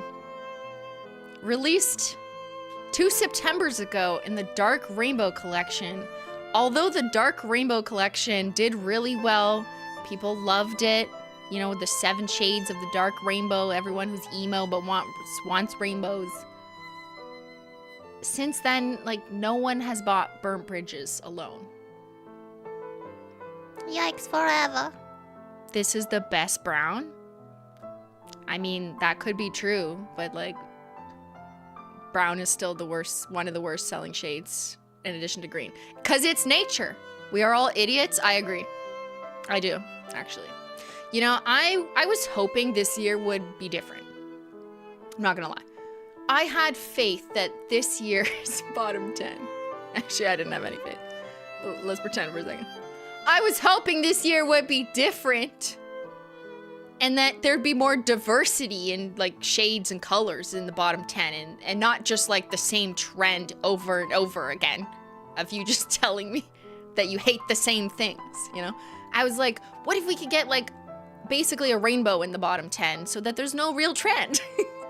That I would love that, you know, just mix things up a little bit. But no, it's not happening. Brown is a part of nature. You know, if you look down at the soil, if you go outside sometimes, not in Canada right now, but you know, other places in the world that have sun currently, you look at the ground and there's brown and that's nature. And my customers hate nature every year. Again, I have to tell you, this formula is amazing. This is like linear hollows are almost objectively one of the best formulas Holo Taco has ever released and continues to do every time we release a linear hollow. They're always amazing, 0 complaints. Really good coverage, really good holographic flare, very pigmented. People love using them in gradients or just slapping on one. Like, you love them, but you just hate this color. This is such a good neutral too, right? And it has rainbows in it? Like, what's wrong with you? Okay. All right. I need a sip of brown tea.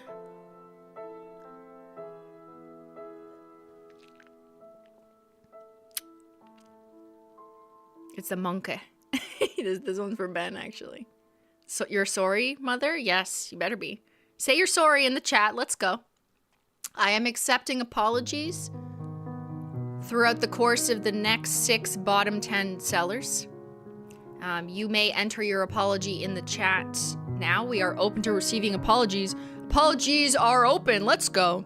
Sorry, monkey, donkey. We're sorry, Chris. I deeply apologize. I'm sorry, mother. I didn't own this, so it's my fault. It is your fault. Do we have to make an apology video? That's optional. You can reply to this with like a short if you want. If you guys want to meaningfully apologize, you should put the bottom 10 sellers on your nails. Do like a Skittle Manny, you know? Justice for the bottom 10. Your nails are nature. I'm sorry, I'll do better, but will you? You said that last year. I don't believe you. I have little confidence in your apologies. Added to my wish list. Are you just gonna put it on your wish list just to sit there and suffer? It'll just never go to your cart, will it? It'll just sit there in your wish list. That's what they all say. I'll add it to my wish list. Wish list doesn't mean you're buying it. Yeah, take out your ukulele. Sing me a song. All right, the next one is gonna hurt. The next one has never ended up on the bottom list, nor has anything like it, and I am shocked and disappointed.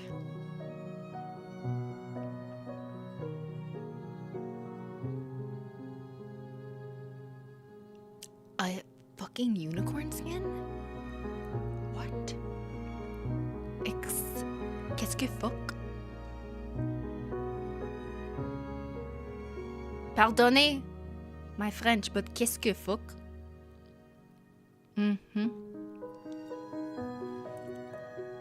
I'm going to need you to explain yourself. I mean, I have a theory, but explain yourself first, and then I will check it against my theory. This is a unicorn skin, hello, which is like, what was I saying like 20 minutes ago? That Holo Taco does so well with our toppers. People love putting it over black or whatever color, whatever, yeah. Okay, right, yeah, Now no one will believe me. Who are you people? Is it because it's blue? I'm mad. Who rigged this data? You did, with your non-purchases. She's my favorite unicorn skin. I don't believe you. Color, not formula. Yeah. Yes. All right. Let me give my my justification. I'm gonna try and save this shade. All right. Let's see what I can do. Disappointing, very, very much to see a topper in the bottom 10. That's never happened before. It's gonna have to explain myself here. So, this is Sonic Unicorn Skin, released back in February 2021, so it's like 3 years ago, in the Unicorn Dream Collection. It sold incredibly well when it launched in the box and continued to sell well in a bundle. But since the shimmers have arrived, right? We had winter shimmers and the fire and ice shimmers. Maybe people were like, oh, I'm gonna buy some shimmers instead of unicorn skins, you know? And then we had Freezer Burn, which was the blue iridescent, smaller shimmer. So that might have contributed to less people buying Sonic Unicorn Skin, which is not the same because one is a unicorn skin with a larger iridescent flake like this, and the other is a very fine, uniform looking shimmer. But I do think for normal people out there who aren't as like crazy about specific pigments, they're just like, oh, I don't need both, even though you do. Even though they are different. That's one theory. The second theory, which I think layers, pun intended, on top of that first theory, is that of all the unicorn skins, when you put this one, which is a blue color at its core, over top of a light color, it ends up yellow. And my customers hate yellow. So, was it failed from the start? Was it doomed from the start? Maybe. As evidenced in this picture, when you put a blue iridescent pigment over white, you're gonna get that opposite flip of color because that's the science of the unicorn skin. Feel free to watch one of my shorts or other streams on, unicorn skin science. But basically the iridescent pigment flips when you put it over a dark versus a light. And so this one starts off as blue on dark, but it looks yellow when it's over white. Kind of like another color will look yellow on black, but it'll look more pinkish or cyan over white. So that's what happens to the blue ones. It's a secret yellow, which is maybe what explains why people hate it. Why do you hate it? It looks like yellow snow. Don't eat it. Unicorn skin is much better than shimmers.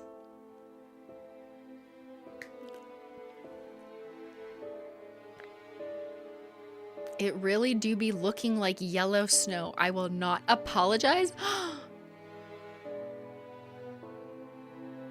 It's the buttered popcorn jelly bean. Oh my god, it kind of does. It looks like buttered popcorn!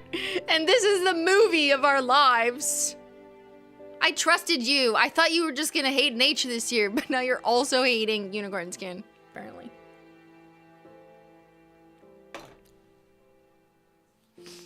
I will just add, before we move off this sad tale, that the bundle kind of saves her. Just a little bit.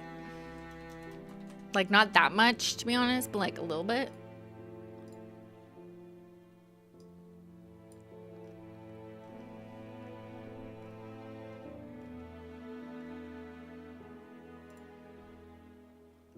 But I kind of wonder if having Sonic Unicorn skin in a bundle, are we basically forcing people to buy something ugly? Like, is that what you're telling me? Because that's not the goal. The goal is you want all 6 because rainbows, duh. Because you want to be able to do every option. Okay? So maybe while some people are still getting to experience Sonic Unicorn skin in the bundle, they're not choosing her individually. Biggest disappointment of the data Simply? This was a shock. This was a shock and awe. I'm not gonna lie. I was like, what? I've never seen a topper in the bottom. That doesn't even make sense. How can a topper be in the bottom? Duh.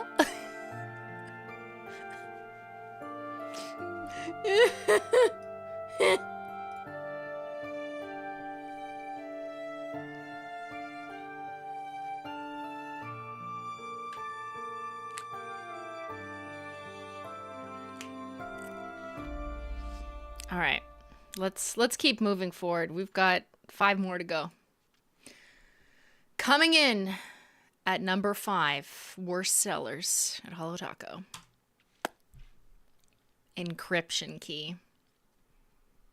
No one unlocked this key on their nails, apparently.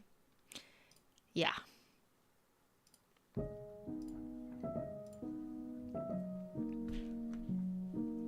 Like, when you look at her, be honest, take a look at her. She's actually really pretty, right? like you can't even tell me this is an ugly color. This is not an ugly color. This is so normal person coded color, actually, when I think about it. Like, I was just in Florida, okay? And you look around and you're like, what are the colors people like that make them feel good and light and like beachy and like flamingos or whatever? Okay, this is it. This is a gorgeous color. All the ladies of Florida love this kind of corally, orangey, pinky, shimmery, beautiful, sunrisey color. What the heck? Not my customers. They hate it because it reminds them of nature. Isn't like peach the Pantone color of the year? Not that I care at all, but like, do you see what I mean? Pantones don't matter. Pantone colors of the year don't matter anymore.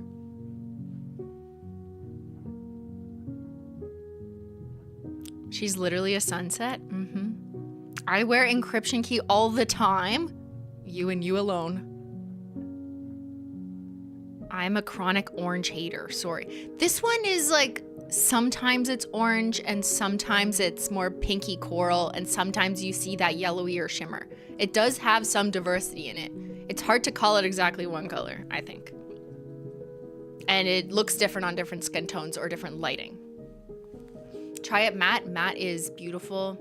Encryption key is in my top HT polish. It is delicious and vibrant. It is magical. What is happening, people?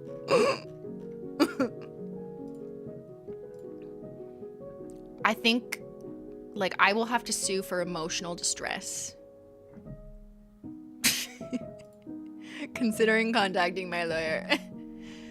Lawyer, I dug too hard in the data. And I went too hard, you know. I'm in trouble.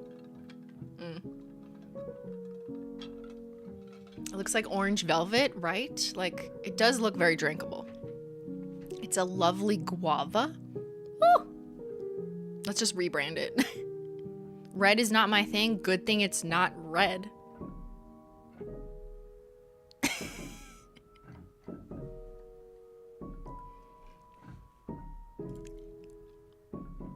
All right. Are you ready for the top 2?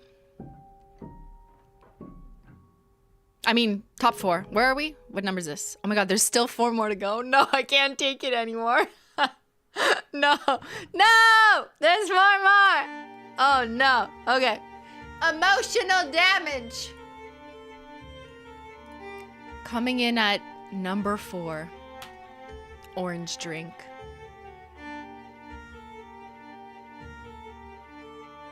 No one is surprised because she's been here every year. No one likes oranges or Florida or the sun, the outdoors. Again, an amazing, incredible formula, linear hollow, full coverage in one generous coat, gradients like you've never seen before. Just people don't like orange, you know?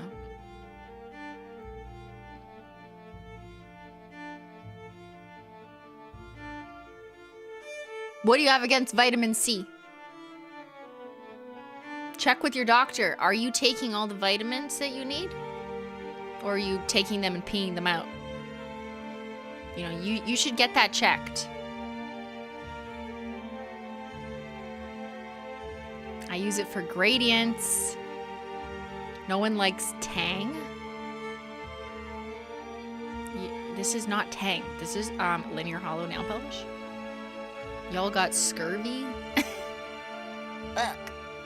I love orange drink. Why did I just buy all of these last year? Because you're a good person. Fruits and vegetables, bleh. Do you think that's what it is? Okay, we'll do that on the summary slide when we look at all the colors together and we code you as nature haters or, you know, people who need to eat more fruits and vegetables. She's my all-time favorite? How could they do this to you? Oh. This is the 3rd year in a row that we're experiencing this Holo Taco generational trauma. Carrots, yeah. Get your eyes checked. You obviously need more carotene. Is that the word? Carotene? I don't know. Eat your carrots or whatever.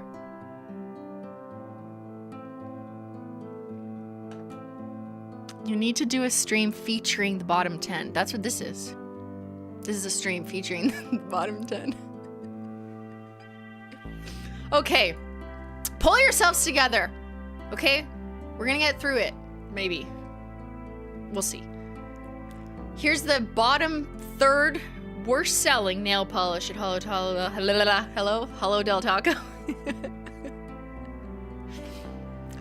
The bottom 3rd selling polish is Amber Apathy.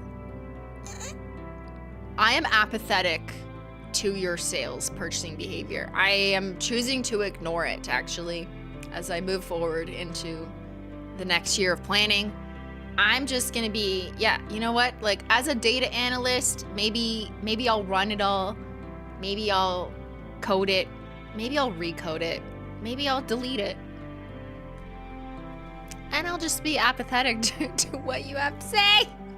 Because I do not trust you. You hate nature and gold/yellow/green. Anything in that direction of the color wheel, you hate it. This is a sewage shade. Ah, it looks like puke. Baby poop. I hate this. Vegetables.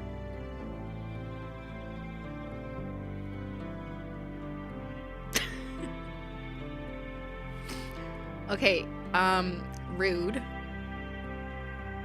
It's literal bronze. Guys, this is part of the dark rainbow. And in concept, I think it really it hit nicely, you know, because you need that antique-y yellow. So to hit a dark kind of gothic yellow, to respect the rainbow kind of, you go that antique-y, slightly olive route, and that's what really gets that tone, which was the goal of the Dark Rainbow collection. But on its own, it's just not giving anything nice, apparently. Icky chartreuse? Okay, but what if you like chartreuse and gothic? This is a gothic antique chartreuse, and it's hollow. So even if you aren't a fan of this color in isolation, once you make it linear, hollow, and full coverage, it is absolutely stunning and looks like antique. It's giving pollution vibes. Excuse me, did I tell you that this was supposed to be the slander stream? Okay, I thought we're supposed to be sad. We're supposed to be sad that these are in the bottom. Not happy. Stop with this slander, chat. Chat, stop. Yes, thank you. Let's get some chat stops in. We gotta reinforce the rules here as the teacher, okay? You're not allowed to roast these nail polish, okay? You're supposed to be sad! Be unhappy!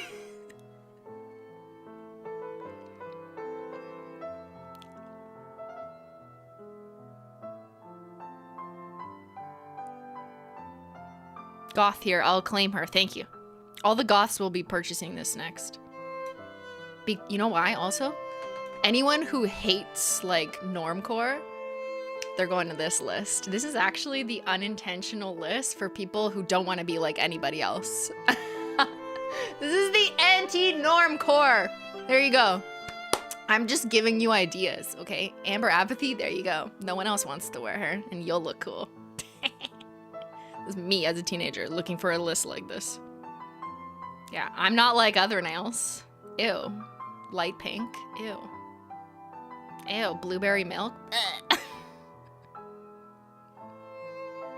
Justice for yellows. Thank you, Kiku.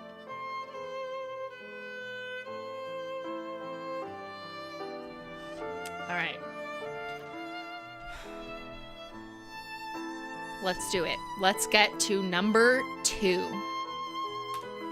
Another yellow.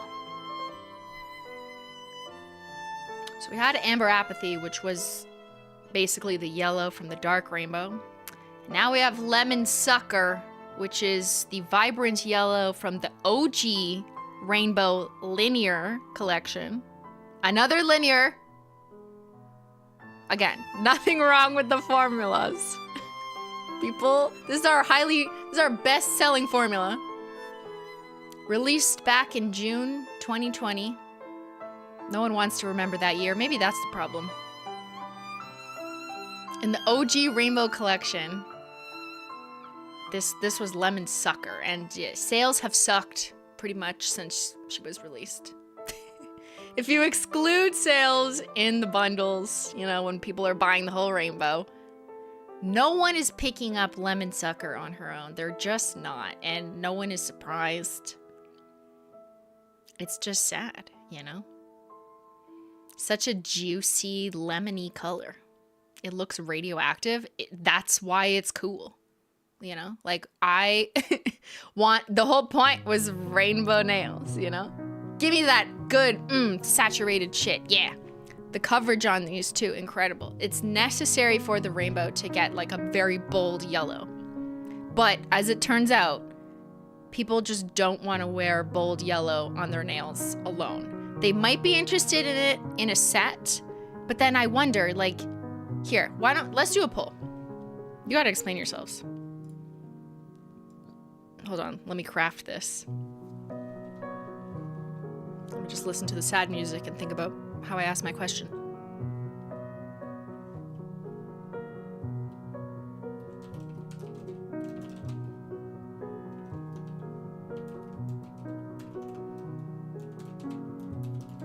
Just sit back, listen to the music, and reflect on your actions. Thank you.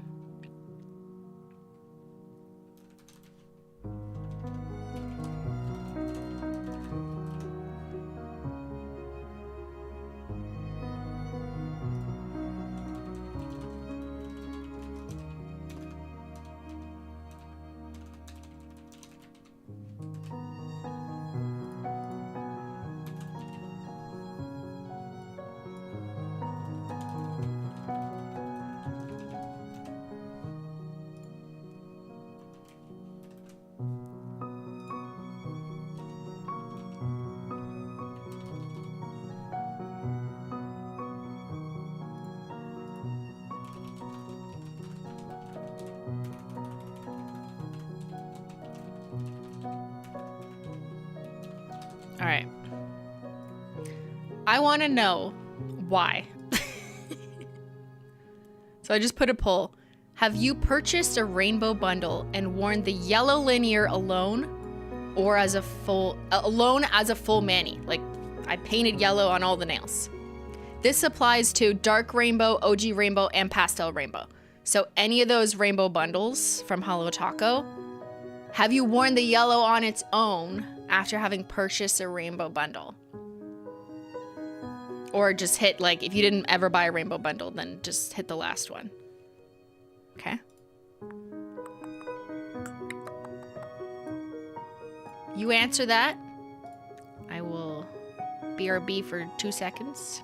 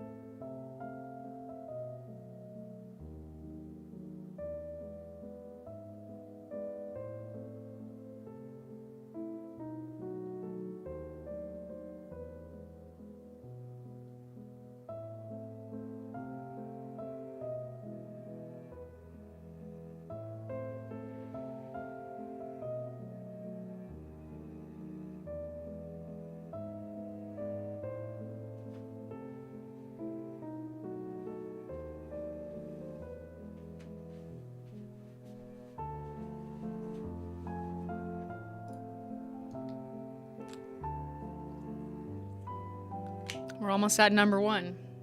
Are you excited? You hate watchers?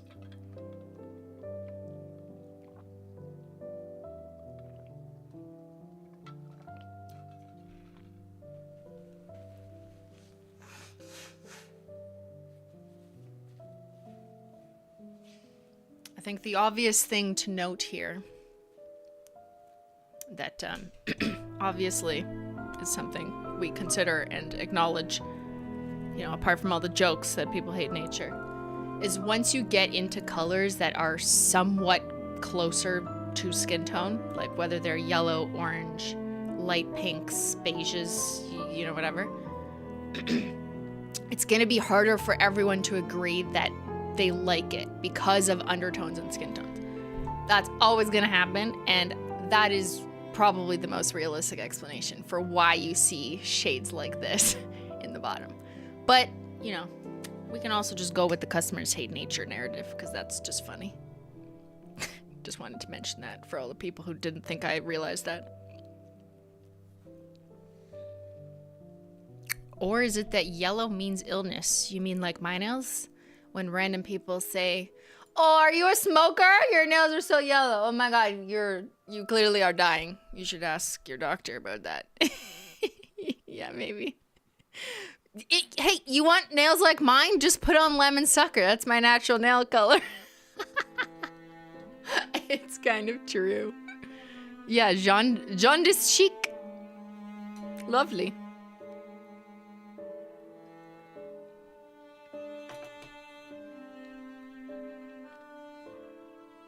All right.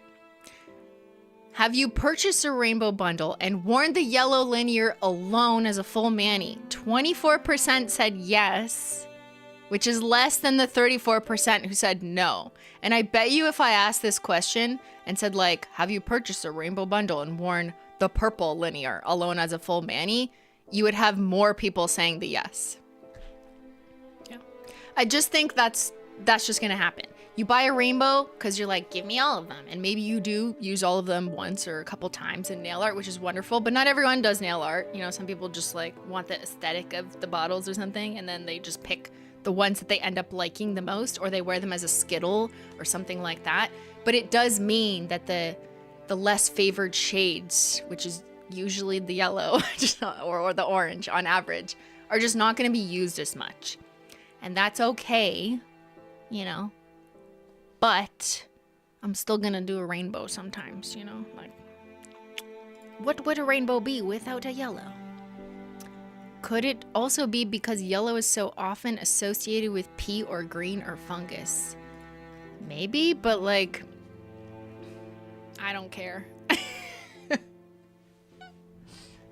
I mean, what fungus? Like, does this look like I have fungus? If you're wearing a lemon sucker, is anyone like, ew, do you have fungus? Or is that just really nice holographic linear nail polish? Like, what? If you're confused about that, like, you need your eyes checked, you know what I mean?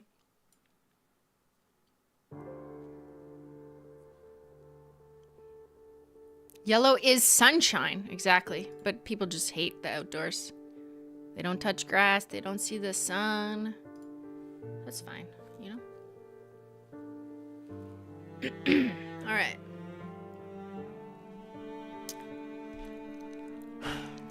Is it time? Is it time for the #1 worst selling Holo Taco of 2023? Are you ready? What do you think it is? It's no surprise.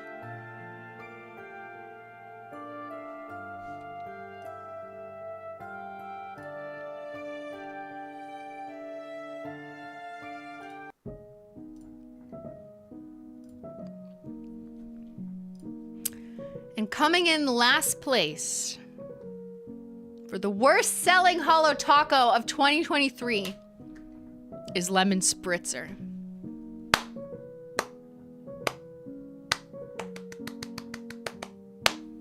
Boo. Why?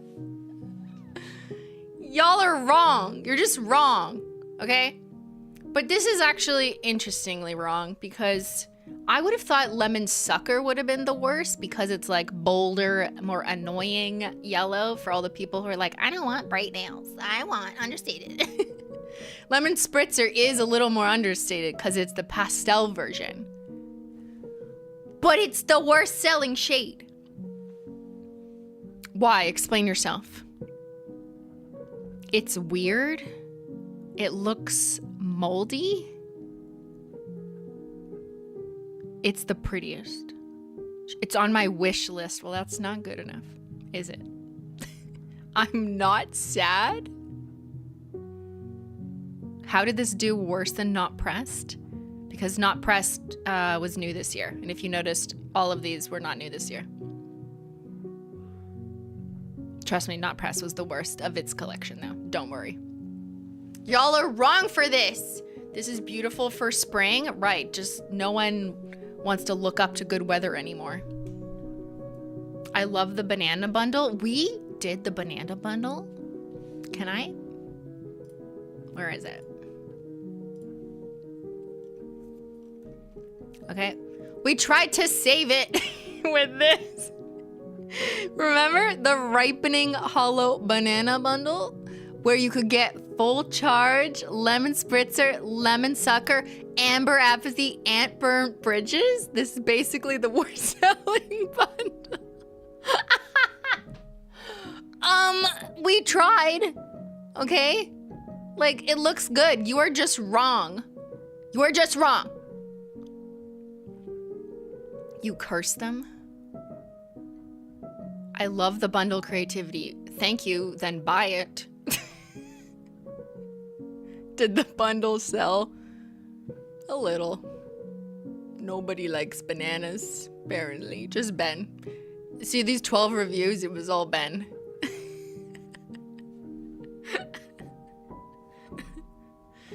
We tried to save her. Like, it... Okay. Released in April 2021 in the Pastel Rainbow Collection. Again, another wonderful formula, linear holo, but the yellow. It's a sad day today. But let's move on to the summary. In summary, here are the bottom 10 nail polishes sold at Holo Taco in 2023. Again, this is just individual sales, not counting collection boxes or bundles. And it obviously includes all shades that we sold this year, not just new stuff, which would have looked very different if we limited it to just this year. Okay, are you surprised? Is this what you expected? What do you think of the color palette? Are you mad? Sad? Shocked? Angry? I bought it? My poor babies. I'm sad. Disappointed. What the fuck is wrong with people? Encryption key is wild. This is honestly criminal. Someone's going to nail jail. Sad for green. Blue Freezy is off. There's some good news.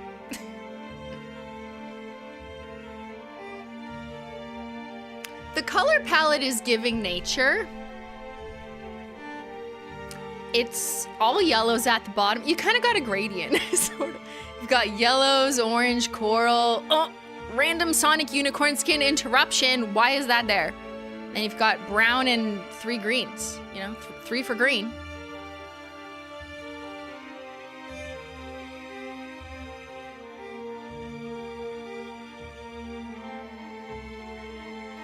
This is the bottom 5% of all Holo Taco shades that we've released and that were in circulation in 2023. So there was like 170 something nail polishes in circulation. This is the bottom 5%. And it looks like a bushel of bananas with some nature. Looking from the right side, it's just like grass, mountain, skies, sun.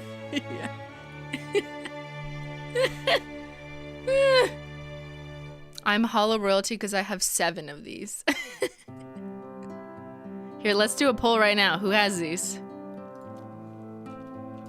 Do you have any of the bottom 10 sellers? Okay, let's do yes, all of them. Yes, 5 to 9 of them. Yes, 1, 2, 4 of them. And nope, ew.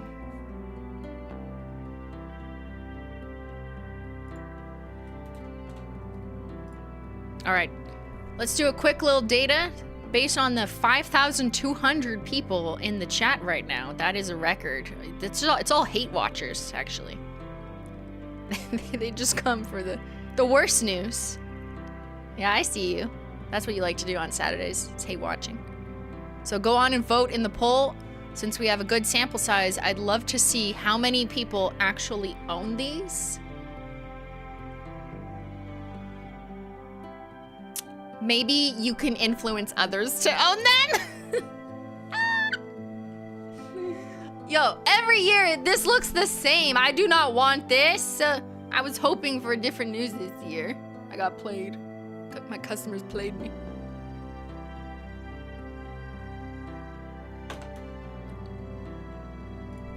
You want to see what it looks like every year?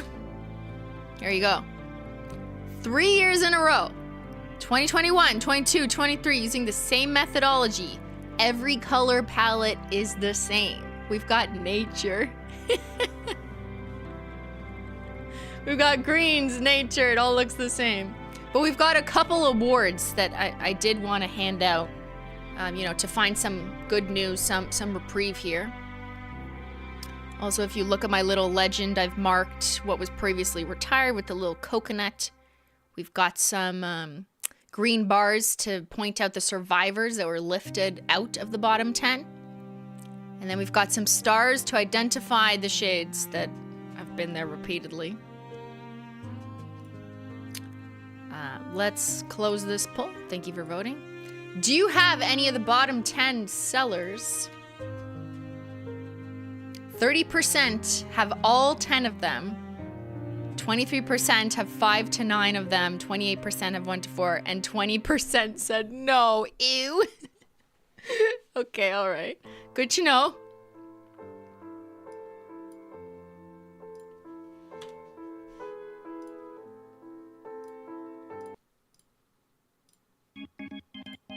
All right, I have some awards.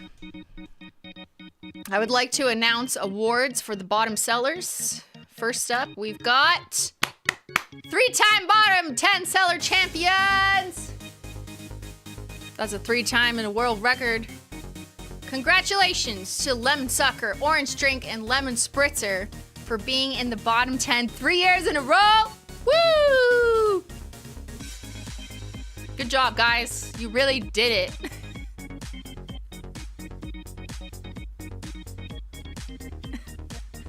Everybody hates you. What does it feel like? Let us know. Okay, what does it feel like to be yellow and orange? All right, okay. We got another award coming up next. Survived! Pulled out of the bottom 10. Let's get a huge round of applause for Cheap Champagne. Woo! No longer in the bottom 10. Thank you for saving the Frosted Metals and gift receipt. Love to see it. Love to see no Frosted Metal hate this year. A comeback. Good job. You know, we gotta celebrate some good news. Okay. Blue Freezy also pulled out of the bottom 10. Let's go. That's thanks to probably just Pillar, who's buying them all. Thank you for buying blue this year. Then we've got the Flores Guava, also lifted out of the bottom 10. She just slid by with her little coral creme-ness. And Zyler the cat. Huge shout out to my cat, Zyler! Let's go. Yeah, thank God, because then I would actually be mad at you, you know? You can't put my cat in twice. So it's lovely to see some shades be lifted out, and this palette is not green, you know? So good news. And just as a reminder, you know, buy the shades that you love to see succeed, you love to see on your nails, and then it'll change the data. The data only speaks to what you love and what you don't like. But it makes me happy to see some things come out of the bottom, because, you know, I'm just like, yes.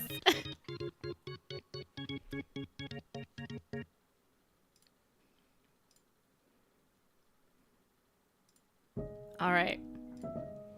And now we have business to discuss. I'm sorry to bring you down, then bring you back up, then bring you down again.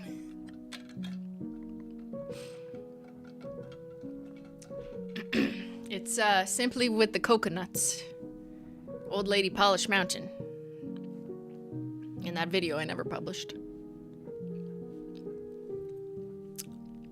Okay, you've heard the data. You've heard the explanations. You've fought the war in the chat. And now we've got to talk about retirement, because it's going to happen to every one of you. All of us are going to retire at some point. And just like us, nail polishes retire eventually. Some earlier than others. Some are plagued by pigments or just no one buying them, and they just need they need to be let go. You know what I mean? So let's get into the challenges before I give you the information.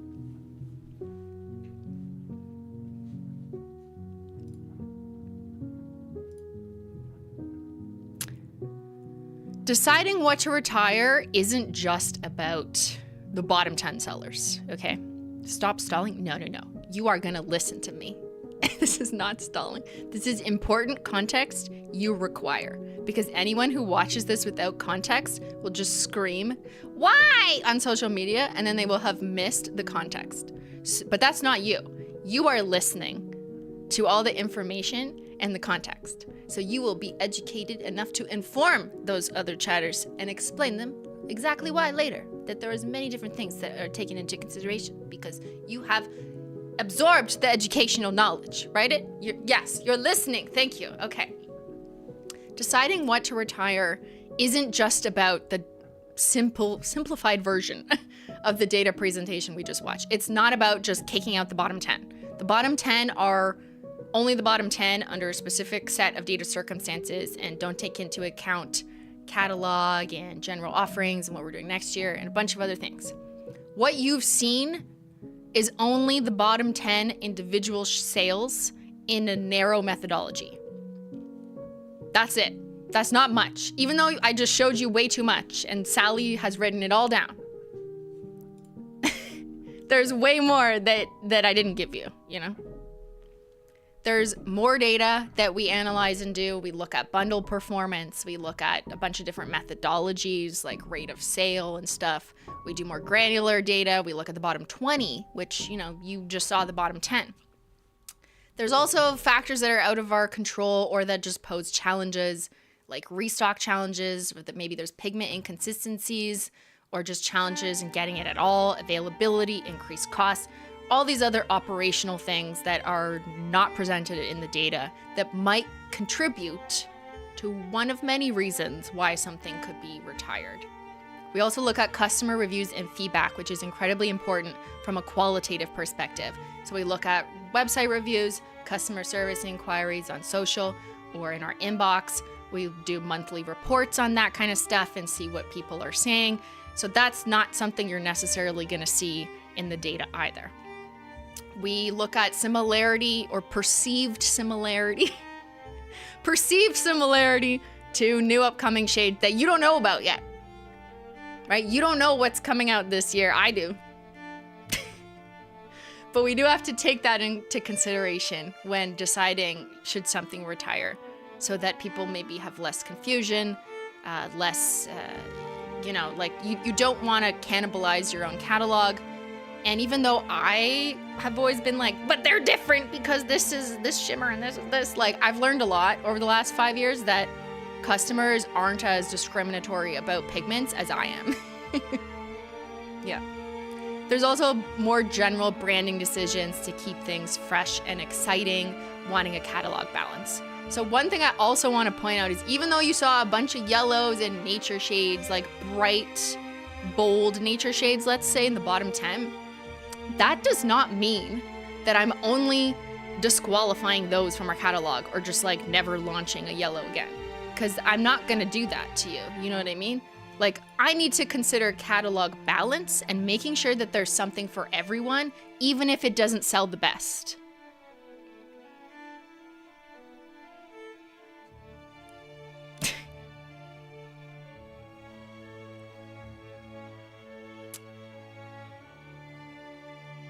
I also acknowledge, I feel like I'm giving like a eulogy.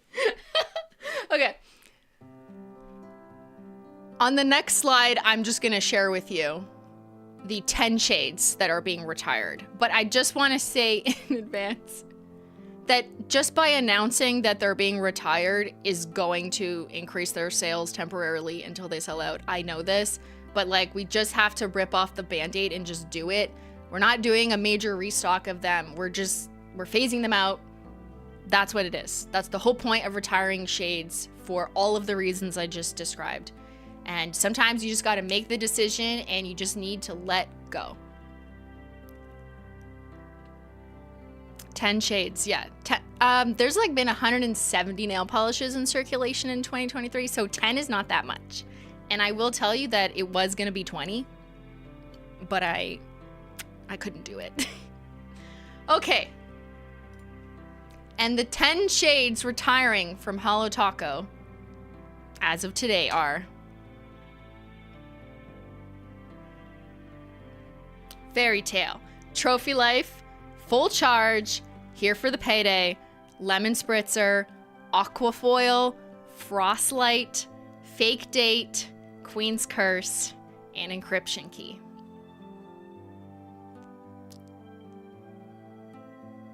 Some of these are very clearly explained by data, or you could glean like, oh yeah, that would make sense. Some of them maybe not as obviously by data, but maybe by data that you didn't see because it would have showed up under a different methodology or any of the other reasons that I discussed that you listened to. So Holo Taco will be sending out this email in like 15 minutes or something. I do want to just, be your mother instead of your teacher for a second here and say like, these are being phased out like for a reason. And if you don't like them, if you don't like this color or this shade, like you don't have to buy it. You know what I mean? Like there's a reason. And if it's something that you want or you love and you're kind of like the unusual one who loves encryption key, then yeah. But otherwise, you know, you buy what you like and you wear what you want. Also, Queen's Curse is technically out of stock right now, but it will be back as soon as the Holo Taco announcement email goes out in like 13 minutes. So that and the restocks of the other shades that I mentioned, like Sacrificial, Overshadowed, will be back up for 130, if not slightly before. So just at 130, you just buy. Just wait if you're trying to, you know, get your cart together. Okay. Everyone take a big breath. We did it. I just showed you the 10.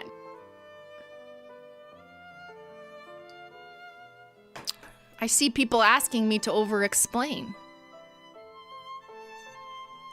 Simply, what were the other 10? Just curious? Well, I'm not going to tell you. I didn't want to increase the panic times 2. I tried to limit it to 10. But yeah, there's others that we strongly considered, but maybe we'll just push back the retirement. But I can't tell you because then that defeats the purpose. All right. Do you want to go over this? Here, I'll change the music so we're not all crying. Okay, everyone stop crying.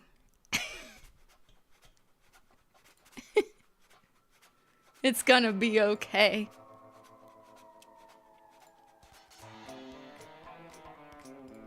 All right, let's talk about it. I get it. I know. Some of this is like, I don't care. And some of it, you're like, excuse me, bitch, what? No tears. We are mature data analysts and business people here, okay? Fairy Tale. Magnetic. Also the worst selling magnetic. If I ran the data by magnetics, it would be at the bottom. Are you surprised? No, it's brown. We also have Xylar Cat Eye, which I know is not brown, but it's a warm kind of coppery, which somewhat takes care of that category. And that one did sell better if we look at it by like rate. So Xylar Cat Eye, for now, we're gonna restock in whatever quantities we can. I think it should be back on the website now without the carton. But yeah, Fairy Tale is retiring. I don't think anyone's that mad at that, right? It's been around since last Christmas.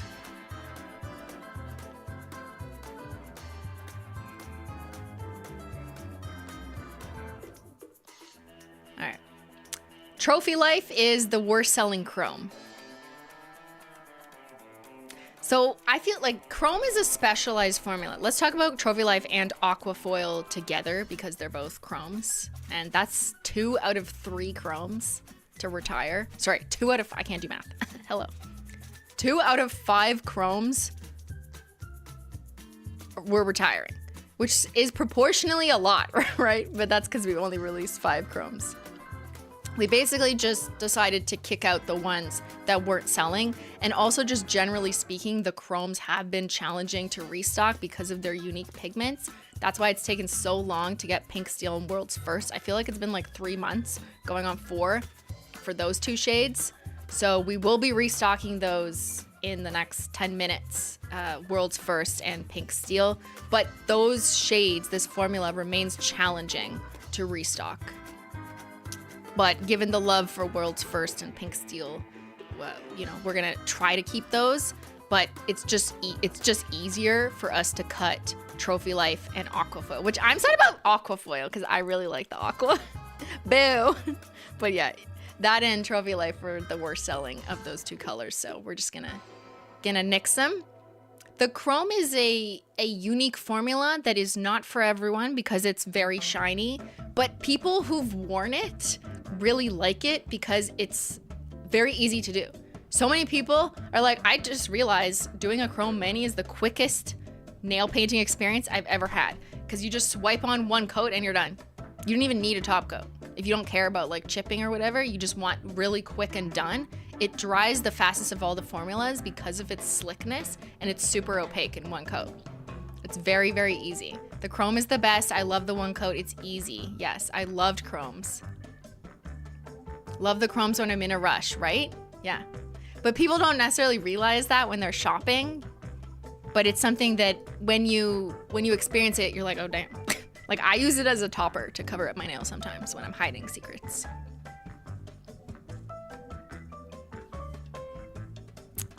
Full charge was in the bottom 10 3 years in a row. Okay, or 2 years in a row, something like that. It's not technically in one of the rainbow bundles, but it is, you know, vibrant green, and it's just not something people are picking up. It's been around for a while. So we're gonna let it go. And we're also gonna let go another lime green, which is here for the payday, which is the only creme being retired this year. Last year we had way more cremes, disproportionately cremes, but we couldn't keep retiring disproportionately cremes. Otherwise we would just have less cremes in our catalog. So we are just doing the one this time. And that's here for the payday, which I don't think that many people are that surprised or shocked about. Unless you love lime green, then everyone hates you. What can I say? Lemon spritzer, although in the bottom 10 3 years in a row, I think most people thought I wouldn't do it. Okay, and I fought with myself. I talked to myself for many nights, many evenings, debating. Do we get rid of lemon spritzer or any of the lemons or oranges in a bundle? Because then there's no more rainbow and like, oh my God, yeah. But we just had to do it. It's just not working. So at some point this year, we'll maybe redo the bundle, just take out the yellow, and then people can buy like 6 linear shades without the yellow. And you guys will know why there isn't a yellow. But I don't think customers will necessarily mind or care because no one was picking that up for the yellow anyways, as has been proven every year for 3 years. As of now, we still have the OG rainbow bundle and the dark rainbow bundle that have everything, including the hated yellows. So we're just discontinuing the pastel rainbow bundle for now because of lemon spritzer. It just had to go. We just had to do it. Okay, let's go to the second row. We've talked about aquafoil. Frostlight. Are you guys surprised? Are you mad at me? Do you hate me? Will you still be my friend?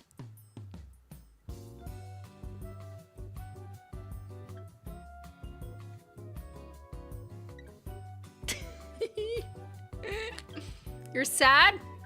Frostlight's been around for a minute. Thank you. It has been around since 2019. Frostlight is pretty. Like, I think we all agree.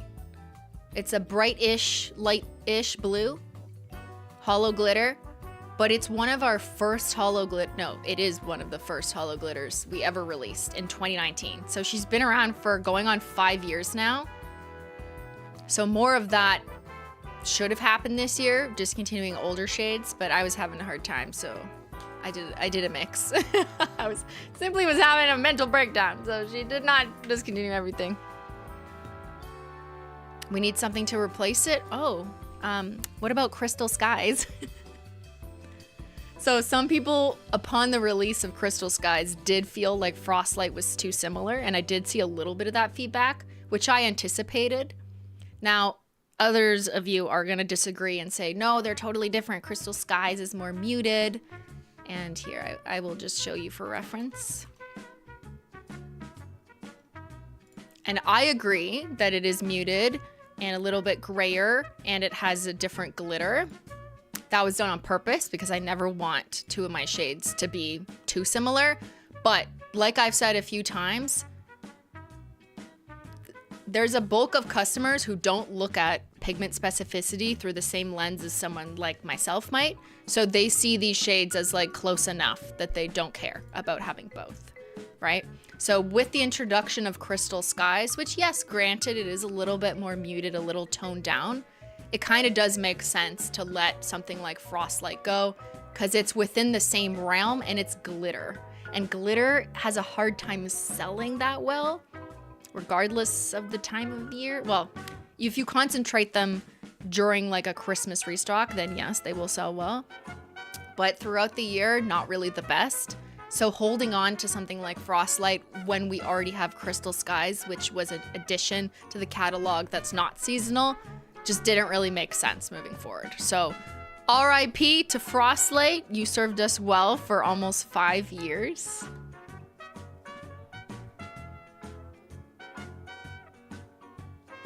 I 100% disagree. They are similar.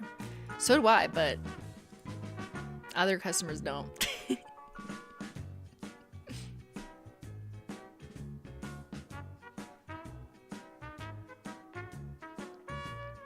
All right. And then we've got Fake Date, which I know you're surprised because so far we haven't discontinued any Frosted Metals except Cold Shoulder, which was like our first retirement 2 years ago. Although it didn't show up in the bottom 10, Fake Date and all the other Frosted Metals are in like the bottom 20. Like, I don't know what it is, okay? They are well loved amongst people who purchase Frosted Metals. When you guys wear them, you are enamored at the blinginess and the reflectiveness, and you're like, it looks so much better in real life.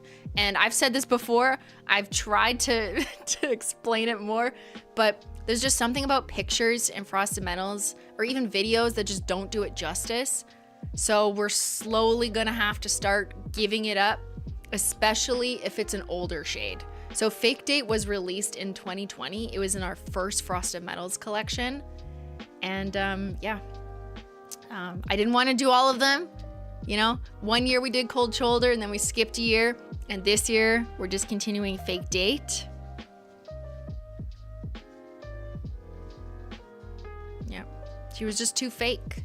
You were just too fake because not enough people were buying her. We're Frosted Metalless.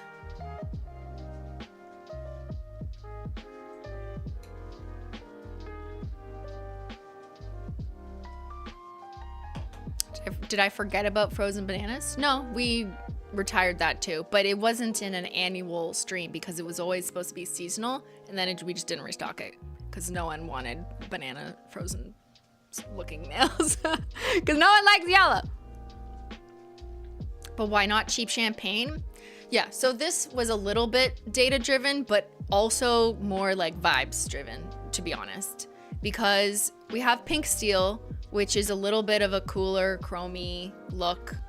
Even if you, let's say you don't appreciate the difference between a Frosted Metals and a chrome, Fake Date is kind of similar to pink steel, just from like a color palette perspective. Now you could say the same thing about cheap champagne and Play Rosé, which is like our rose gold glitter, but glitter and something chromy-ish is a very different painting experience for people because one is hard to remove, like for people who don't like to remove glitter. And then there's also the fact that rose gold, or anything in that kind of rose gold copper category, is a little bit more universally liked because, I don't know, Michael Kors rose gold, I guess. You know what I mean? Like rose gold is something that people just like the sound of. Like rose gold taco also did really well with the declassified tacos. So for that reason, I opted to keep cheap champagne around. Cheap champagne, which is kind of the rosy, coppery, depending on the lighting, you know, shade around, and drop Fake Date. We're also keeping Gift Receipt for now, which is the classic silver, just to like keep some of the core basics, if you will. But I consider cheap champagne a little bit more basic than Fake Date, if that makes sense. And Mint Money is staying for now as well, so that it's not only basics. It's a very tough decision, okay?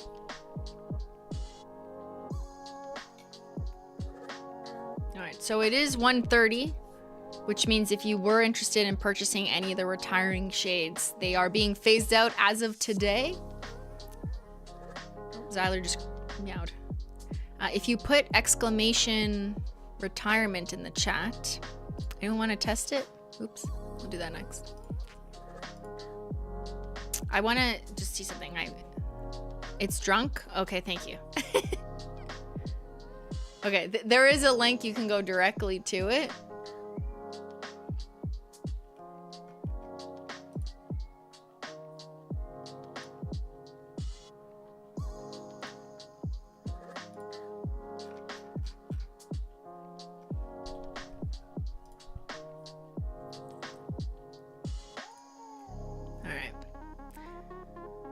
So I'll just share it again. Here, I'll put it in the chat. It won't let me pin my own comment. Like, I don't... Susan! Ben, can you pin mine? Okay, whatever. Oh, their Stream Elements is working now. Okay. So there is a direct link to everything that is retiring. And you can see that, you know, if you click on the link that I've just put in the chat, it's just a summary of everything we've just gone through in this presentation. It also has anything that's left from the retro collection and the Holo Royalty, which is only Royal Crush at this point. So these will all be gone soon. So if you wanted to pick up some extras, or you wanted the whole retro movie night bundle, you can still get these. So just put it all on one page for you. And don't forget to also look at any of the stuff we just restocked. So the Declassified Taco set, including rose gold foiled again, overshadowed, and sacrificial lacquer, was just restocked. So don't forget to grab those. This will be the last of it, at least for sacrificial and overshadowed. That's what has been out of stock for like the last month. But yeah, and then they are returning to seasonal, and they won't be back until like holiday of next year.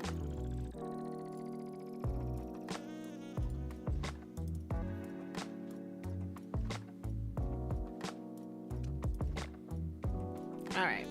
We can continue through our explanations. All right, why Queen's Curse? Let's get to it. So Queen's Curse was a combination of considering magnetics with the addition of the 3 new birthday shades. Granted, yes, I know Cool Cat Mom was limited, but the other 2 cat ones being added and sacrificial being added, and just having more options for different color palettes, and considering purple.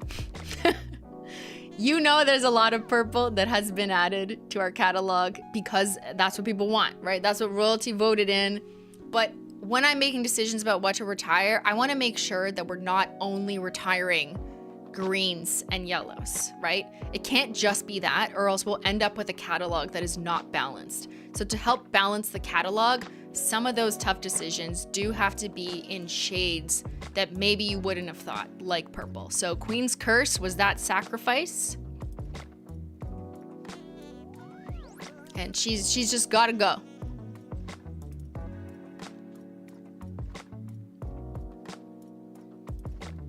And then we've got an Encryption Key, which was on the lowest 10 sellers. No one's that surprised by that reason. I mean, I'm surprised that she ended up on the lowest. Like, what's wrong with you? But like, maybe you don't like Florida oranges. That's fine. But we're still gonna keep the other 4 light mode shades around for now. And if I just go, hold on, is it there? Okay, now it's working. So you should see that there's a little retiring badge on anything that is being retired. So whether you go to the landing page that I just pinned in the chat, or you're just like shopping and you're just like, shop all, what's retiring? It will tell you on the store, right? So it says retiring. And then once these switch to sold out, they will not be restocked. Anything that is retiring that's on this slide or on our page that says retiring, that's it. Once it sells out, it's going into retirement, unless by some miracle Holo Royalty votes it back in 12 months like they did Royalty Blue. That was the only one time that happened. But they went wild. They got mad at me for that one.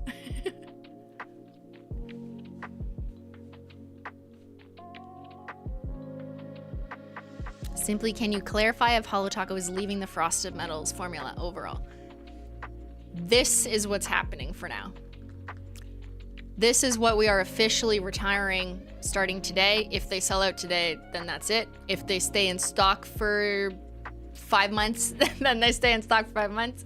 Apart from that, then, you know, we will continue to evaluate based on ongoing sales. Even though I presented this to you, or I do this presentation to you once a year, we on an ongoing basis evaluate sales and feedback, right? So if Frosted Metals continue to do poorly every month, you know, that's maybe not something I'm reporting to you every month, but we will always monitor stuff and consider that when thinking about what to release next and what to retire at the next time we retire things.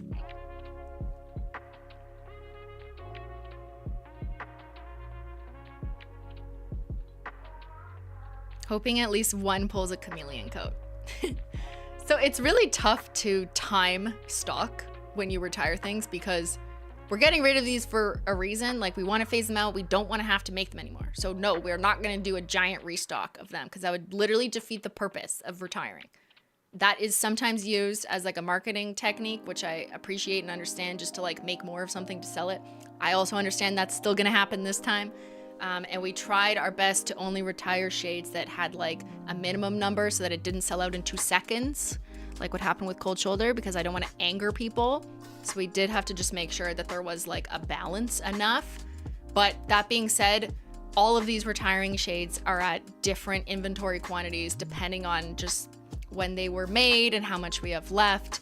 They're not all the same balance. Just because one of them sells out, you know, soon doesn't mean the other ones will sell out at the same time. They're all at different numbers left. And also, people have different preferences. I bought 3 chameleon coats. Oh my God. But let me know in the chat, what are you picking up from the retiring, if anything? So be honest. I want your honesty, okay? Let me know. Just write down in the chat what you're picking up, or if you're not getting anything.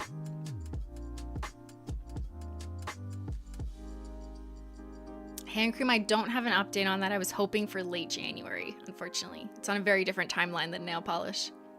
Okay, people are picking up Fake Date, Frostlight, Queen's Curse, Encryption Key. None of them. Fake Date, I'm seeing a lot of Fake Date. Fairy Tale, Frostlight, a lot of Fake Date and Frostlight. Just doing some quick content analysis with my eyeballs. Some Encryption Key. No one's saying the greens or the yellows. Hello, hello. Where is Lemon Spritzer, love? Hello.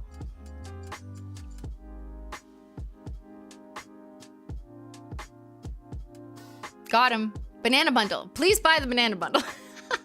Basically, it looks like the top shelf here, even though it's not exactly those shades, but full charge. Let's go. Aquavoil. Trophy Life.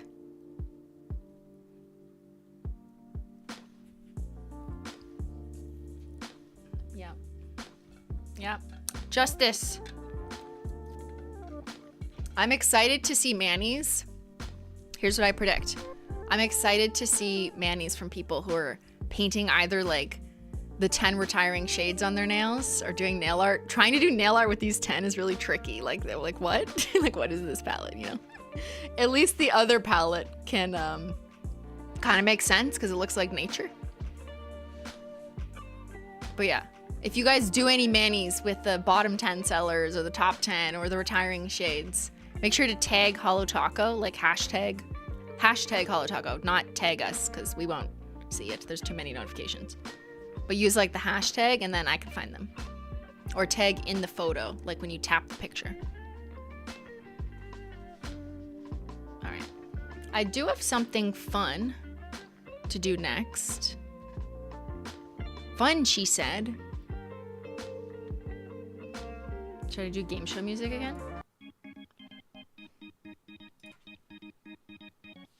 All right.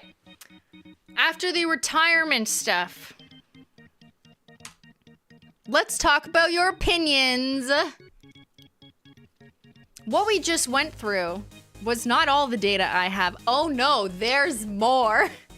That was just sales data, you know, like real business data. What I would like to do is to, you know, add in some opinion, some qualitative but quantified version of it data to the sales data so we can compare and see whether your opinions are on point or you're just talking shit. This is a stream experiment. This is the first time that I've done this. I sent out an opinion survey to an attentive Simply audience. So this is a little bit different of a customer base than, you know, or an audience base rather than Holo Taco, obviously.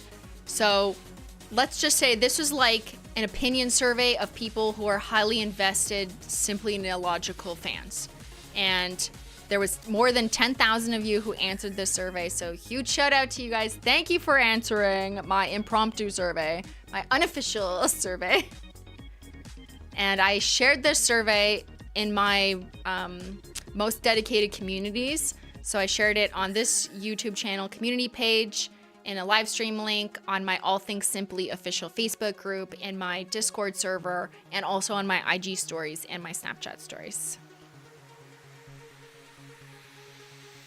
Because I want to know, how do your opinions compare to actual sales data, right? It's a good question.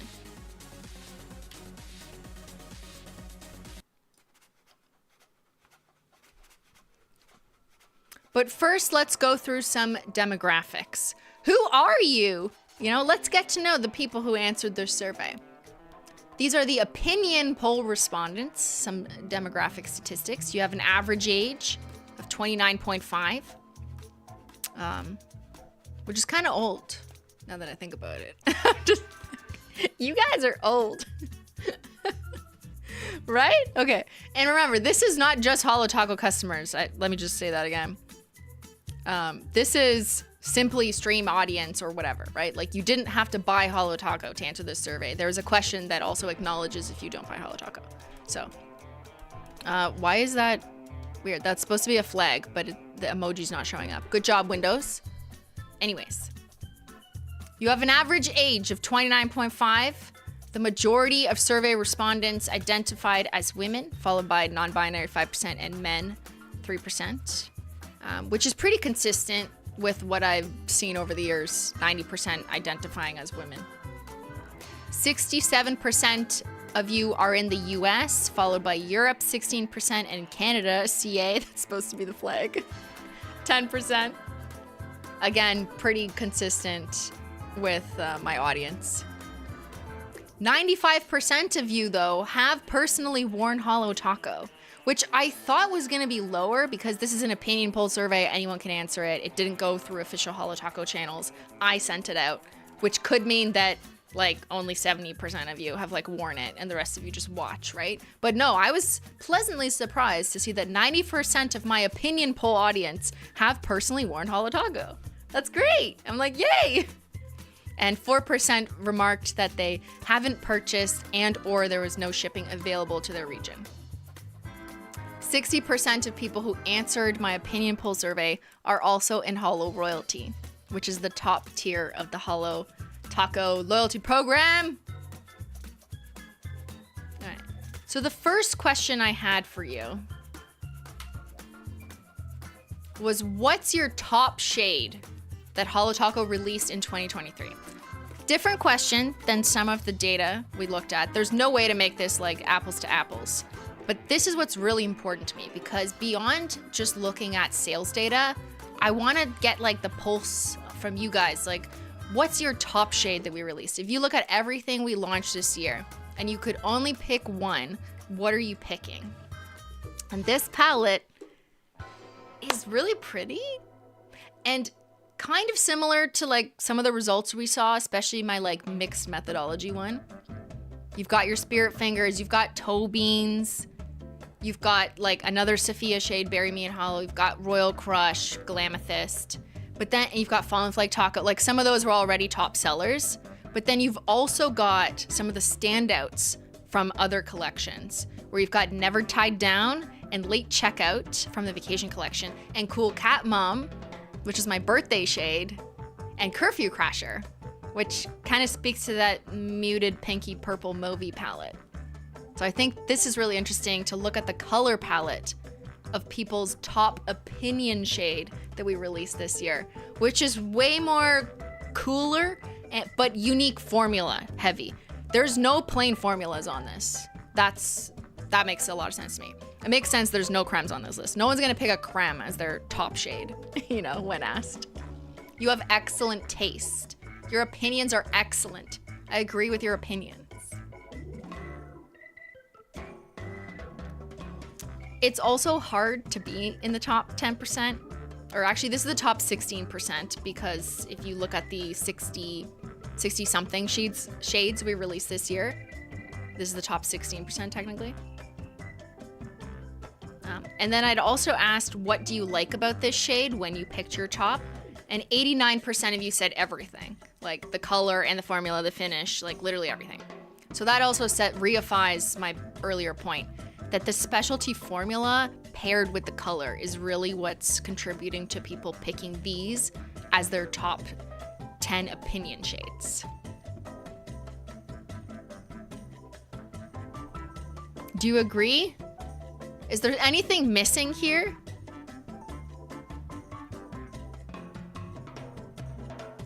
Write down in the chat what you think is missing. I'm just gonna do a quick BRB.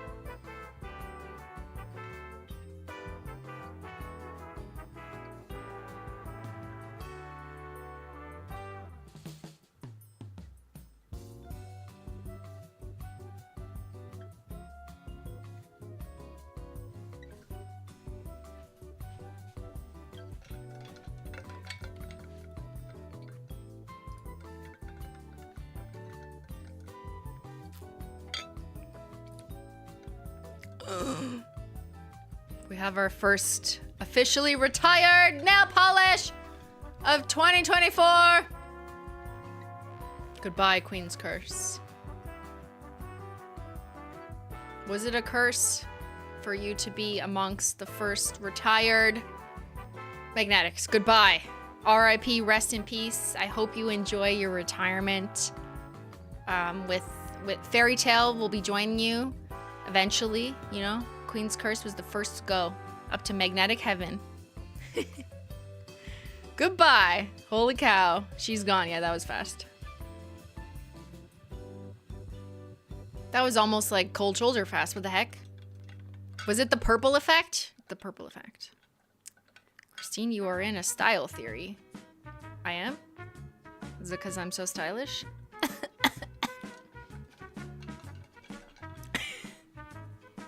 Thank you, I know.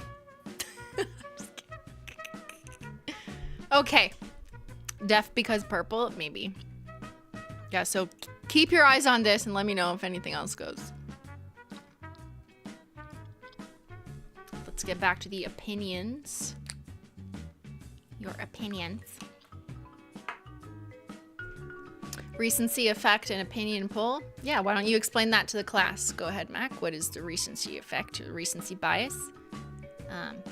It's basically where you're just recalling things that were recently released, which might make you more likely to choose them as your top shade because you remember them better. Maybe you could say that for Curfew Crasher, Fallen Flake, Bury Me, but like, Never Tied Down, you know, Late Checkout, that was the first half of the year and they're up there. So I don't know if I would say like, oh, that's definitely ruining this data. Like, I don't think so. I think for me, the reason why you're not seeing like Haute Couture on here is even though it's universally loved or whatever, it's not the top of someone's list. It's like in the top 5, you know? But if I'm asking you to just pick your top, you're gonna pick something that you perceive to be really unique or special. And even though, like, I'm not saying Haute Couture is not unique or special, it's kind of neutral for some people. So they're just not putting it as their top, even though it's incredibly loved and blah, blah, blah. But don't worry, I have a second research question to get to that, because this slide was just like kind of getting at best of the best, top of the top, if you had to pick the creme de la creme, you know? But if I ask you what's your most used Holo Taco nail polish, we're gonna get different results. And that's where you're gonna see your Haute Couture and your blushed ice. And things are gonna look a little more neutral. And when I say neutral in Holo Taco language, I mean like holographic and toppers, right? So, and black. So when asked in 2023, what was your most used Holo Taco nail polish / second most used / third, and then I summed the responses across. Then it looks like this, which was a very different question, but equally as valuable. Everyone's using black all the time. And then everything taco. Amazing, amazing, great to hear, great to see. And then spirit fingers, wonderful. Toe beans, haute couture, which kind of became like a classic for some. Scattered Holo Taco, love to see it. And flaky Holo Taco, both up there in the most used shades. Neither of those are new. Those are old OGs from 2019, but it's still in your top 10 most used shades, which aligns with the data that I know we have. Like maybe it's not top 10 best selling, but it's still in like, you know, the top percentile for sure. And reifies why like incoming new customers might find it and discover it and then become like you and it become one of their most used shades. And that's because it's just like such an easy way to hollow up your mani. It's core to brand and it's in a lot of our assets. It's what we launched with. It's just tried and true what people love. So that's why you're gonna see everything taco, scattered holo, flaky Holo Taco, and reflective taco, interestingly, on the top 10 most used shades, which makes me happy that I'm seeing like a lot of toppers on here, you know? This is our version of neutrals. If you look at like Sally's data and it says like top 10 most used shades in 2023, it's just like gonna be beige, pink, and red, right? If you look at Holo Taco's top 10, it's Holo Taco's neutrals is holographic toppers and that kind of like sparkly stuff. Yeah, we love the versatility too. That's also what it is. So hold on, let me count. 1, 2, 3, 4, and 5 if you're counting one coat black is either a base or a topper that gives you the option of doing something more versatile. So half of the stuff in our top 10 most used shades really speaks to the customer being able to do what they want with it. And I love to see that. Not disco dust though. I think it's just because it's too new. Remember, this is your top 10 most used shades in 2023. So you wouldn't have had that much time to use disco dust, but you might have had reflective taco for a year. So you've just been using it more. Work appropriate bling, right? You can put like any of the silver hollow toppers on top of like your natural nail even. And there you go, work appropriate. Will you still be able to buy lemon spritzer in the pastel rainbow bundle? Nope, not when it sells out. That would defeat the purpose because we would still technically need to be making it for the bundle, which we're not making it. That's the point of retirement. So when it sells out individually, the bundle will be sold out and then the bundle will eventually be deconstructed.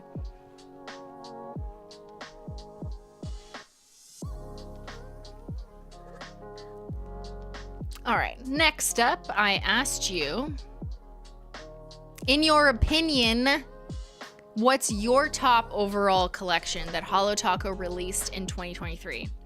And then I compared it to sales. So with no surprises, Sophia was our number one, as you saw in that chart that was basically just a proxy for collection boxes. Sophia's 1 for 1, sales and opinion. Which I expected for sure. So we've got Sophia on top. Do you want to be on top? And then for the opinion, retro was actually the second top collection voted that we released this year. And the third top collection we released by sales. Now that's really not that much of a significant difference because I'm counting 13 collections released, and it's 13 because I'm counting the Rest in Pieces bundle as its own release, even though it was like small. So out of 13 different collections released, these are the top 3 for sales data and then opinions. And yet retro is leaving? Yeah, because it was the anniversary collection and it's been around this whole time. You're not allowed to get mad. Literally, like, we made so much of it for good reason because you love it. And we were able to keep it in stock this long. Honestly, it's a blessing that we were able to do that. And we got enough of the special cartons as well. We really prepared and made sure to be covered for this year. So this will be your last chance to pick up the retro collection, which is on the retiring soon page as well, just for simplicity. They're marked as limited edition, and when they sell out, they will be gone. That will be it. So while you're picking up retiring, also consider, you know, the number 2 opinion voted top overall collection that we released in 2023. Interesting to see After Party as the number 3 for opinion, but it wasn't in like the top sales, which is interesting. Yeah.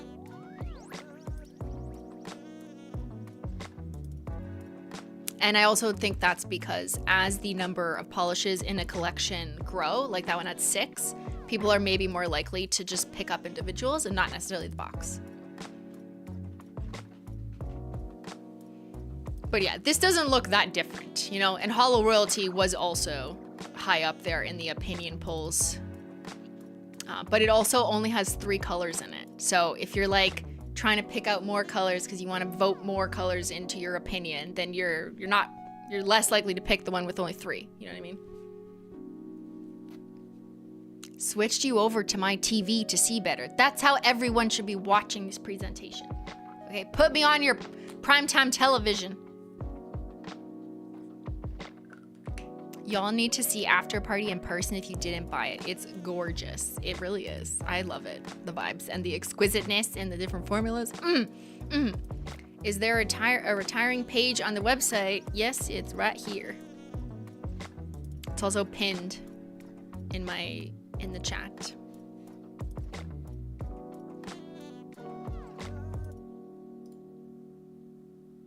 Yeah, you need to watch this presentation in HD. I don't know what you've been doing if you've been watching this on mobile. You can't see colors? Oh my God. All right. I also, in the opinion poll survey, I asked you what it was about the collection that you cited as your top overall that you liked. And 81% said it was everything. The color story, the formula, the finish, and packaging, if applicable. And this was especially true for the retro collection. People really loved the packaging for that, and I get it, because it was like VHS special, trying to make things really different, a different color palette. We also had the bag in there, which was fun, and you know, just something different for Holo Taco to do, in addition to the new jelly formula with the scattered holo. So I think that one really resonated with people all around. In sales and opinions, people still cite that one. They still say things like, oh, you can use them under your crackle, or life in plastic, I'm wearing to the Barbie premiere. Like, there's still something about that collection that people continue to talk about, even though it was released as part of our anniversary. So I'm still really proud and excited about that one. I love the vibes, you know, a little bit different for us. It's also hard to pick a favorite collection. Like, I can't do it. And I refuse.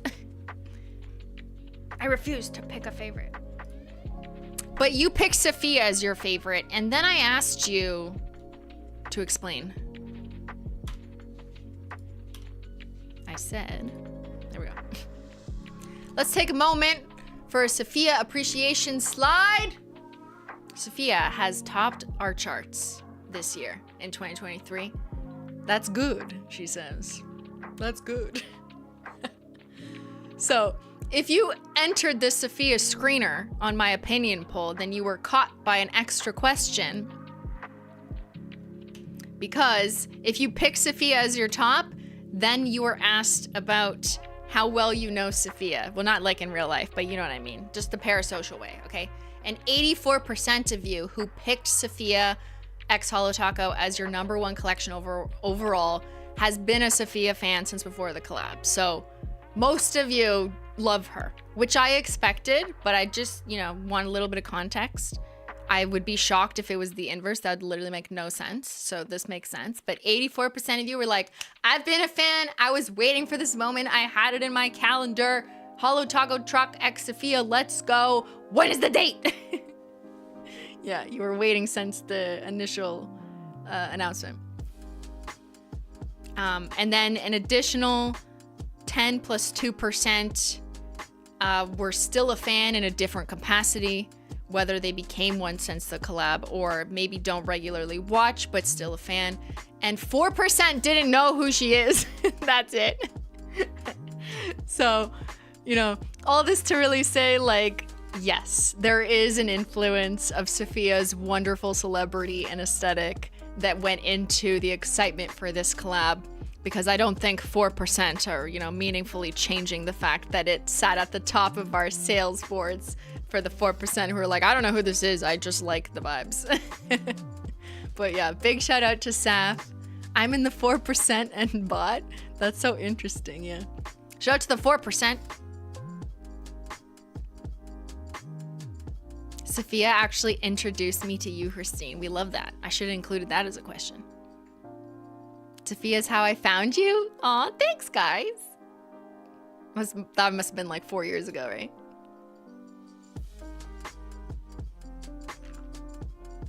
Do you mean to say that Sophia is an influencer? What? Shocking news. What a twist.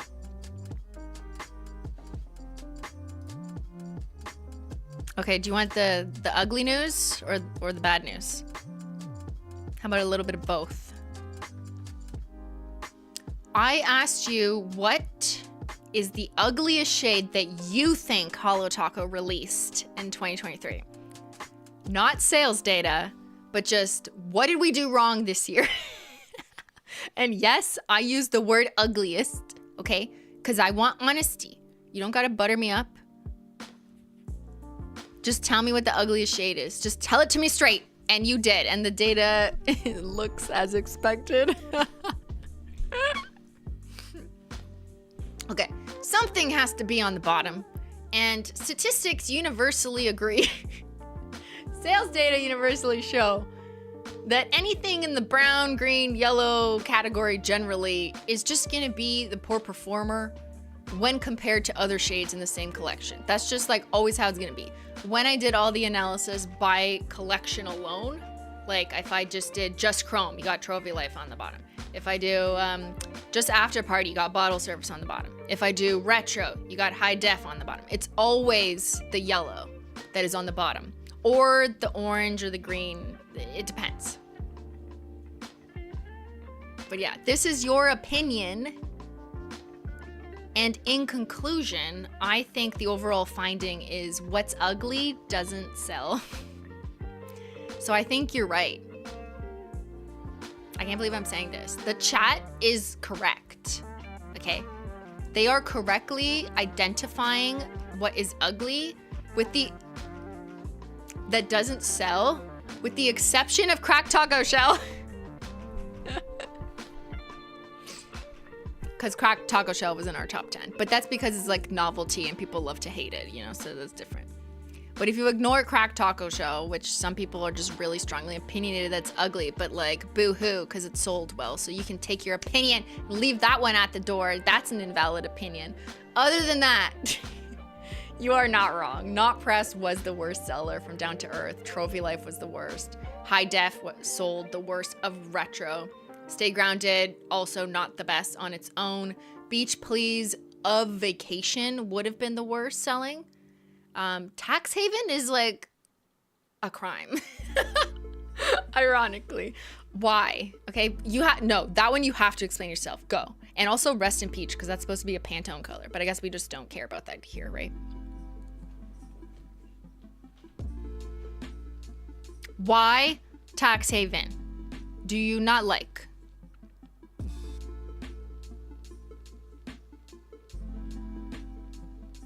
It is so good. It's brown. It's because it's brown. Guys, it is not just brown. Like, do I need to explain this to you? I think I do. It's a multi-chrome. That's a warm tone multi-chrome. People are always like, give me warm tones. Okay, buy them. Why do you hate them? Look at that shift, right? You got that kind of warm amber sunset, but then it goes to like a reddish. It's really stunning. Look at it on Ben. And it has gold scattered hollow in it. Like, this is a beautiful shade. No one can tell me this is ugly. Not even the poll. I will not even listen to the poll because the poll is just wrong. Like, it's glowing.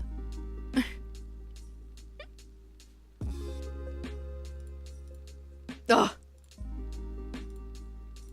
How absolutely rude of every single one of you. So rude.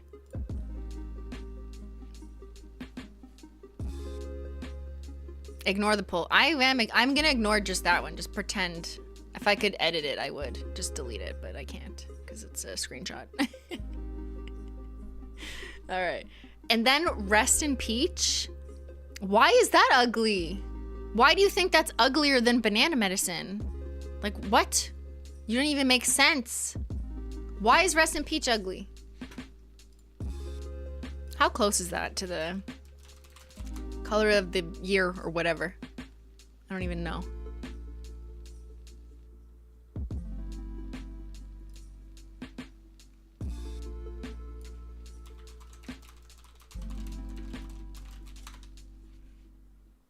Okay, that is so close. It's literally the same.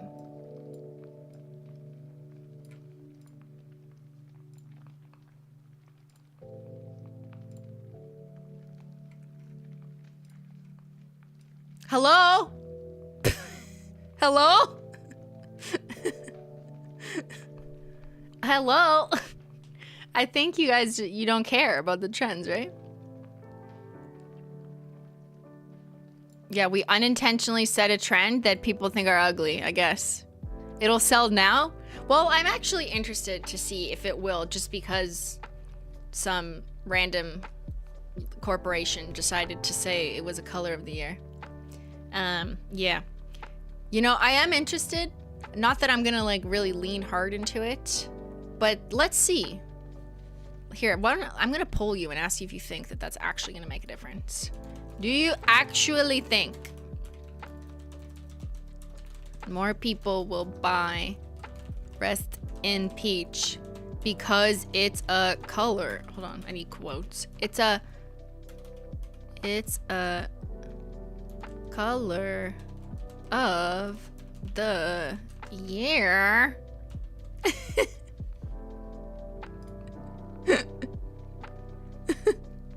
It's a color of the year.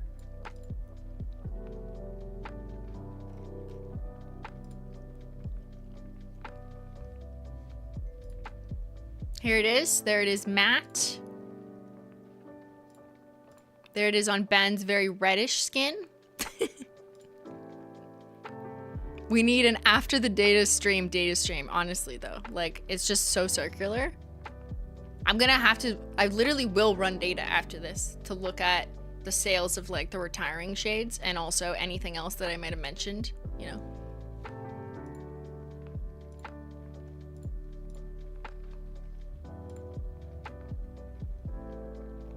Anyways, that's Rest in Peach. I am curious. I don't really think the Pantone stuff like does it that much for the Holo Taco brand.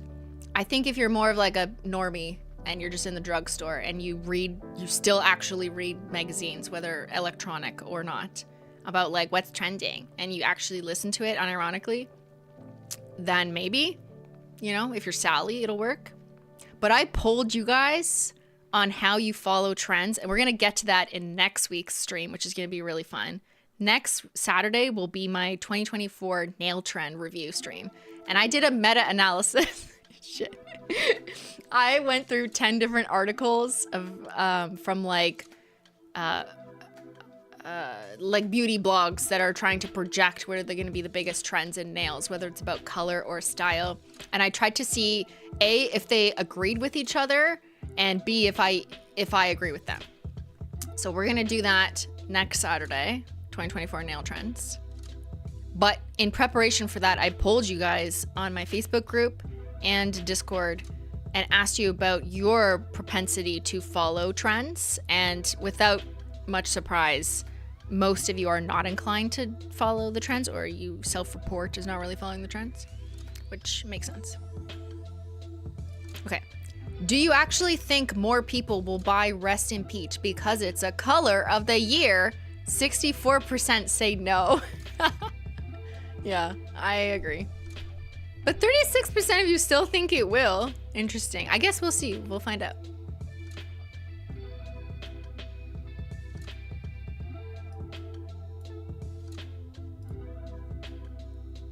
All right. I got one more slide from your opinion poll research. I asked you why. But why Do you think these are ugly? Explain yourself right now. 67% of you said it was mainly just the color, and that's why it turned you off, which makes sense. A lot of people just think only with color. They don't consider formula or the different amazing pigments that shift to rainbows or have different effects and different lighting or transform a little bit. They only see just like one color and they are dimensionless in their interpretation. So 67% of you are like, it's just the color that bothers me. And maybe for the cremes, yes, they are only color, so I get it. But not all of them were just cremes alone. 17% of you said, I hate everything about it. Whether it's the color, formula, and finish. And obviously this would have been cited more for shades like Trophy Life, where some people don't like chrome and they don't like a pale yellow gold. Good thing we're retiring her. And then 16% said mainly just the formula and finish, but not necessarily the color. I also asked if you wore this ugly shade on your nails. And most of you, 77%, said no. I'm staying far away from it, thank you. So 77% of you didn't wear the color that you thought was ugliest. Do you think that's a missed opportunity? Like perhaps you didn't have the chance to fully appreciate it. You just did a quick judgment. You judged a nail polish by its cover, you know, without trying it. I feel like I should have a screen and rule to make sure like you tried it, and then I'll kick you out if you didn't try it. That's not fair, but isn't it fair? I refuse to try new things, then I refuse to include your data. I will subset you the hell out. All right, sorry, it's too small, but it says 11% own that ugly color they said was ugly, but personally haven't worn it. So it's just sitting on their shelf because they bought a bundle and just let the yellow or the green sit there. Thanks. And 9% said yes, they did try it, but never again. So only 9% are valid here, actually. That's my conclusion. Only 9% of you are allowed to have your opinion on the ugliest nail polish because you tried it, you gave it a good run, and it just didn't work out. You know, and I can respect that. That I will respect. I can also doubly respect the 3% who said yes, they wore the ugly shade many times because they're into the ugly vibes. You know, shouts out to that 3%.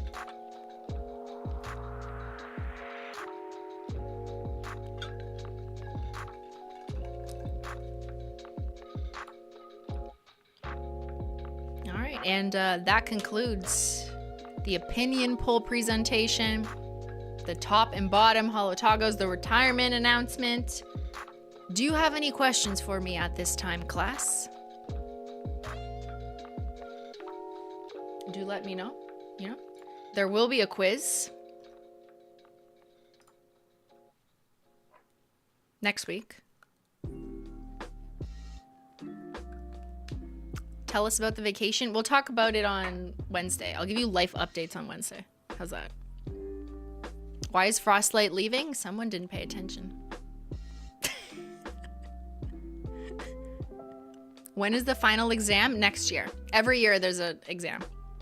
Actually, the final exam is ongoing, if you think about it, because your purchasing behavior for the entire year determine what's going to happen at the end of the year when we decide to retire and what goes into the top 10 and the bottom 10. So you are always being evaluated on your purchasing decisions. It's a never-ending exam. It's the exam that never ends. Yes, it goes on and on, my friends. Some people started retiring shades not knowing which ones would go, and they'll continue retiring. It's so sad, but something's gotta go. When's the next release? In February. Which I have to work on. That's what I might do Wednesday. I might do a swatching stream just because I have to swatch. So, yeah, maybe. We'll see how I'm feeling. What can we anticipate from Holo Taco in 2024? Lots of really cool stuff. We've got some formulas that you've been asking for, but we've also got diversity in collections to like give you a little bit of fun stuff, which people really loved that this year. Making sure there's a little bit of something for everything. You already saw a couple sneak peeks during our 12 days of Christmas, right? You saw something that looked a little bold orangey shimmer, but like kind of, I don't want to say the wrong word, so I can't remember what we said. I'm just like, wait, what language do we use for the sneak peek? I'm working on copy for that right now. But there has been some leaks. There was like a butter colored creme also leaked. That would have been leaked to Holo Royalty and Swatchers for naming purposes. They voted. And then there was, yeah, that spacey, warmy spacey kind of leak.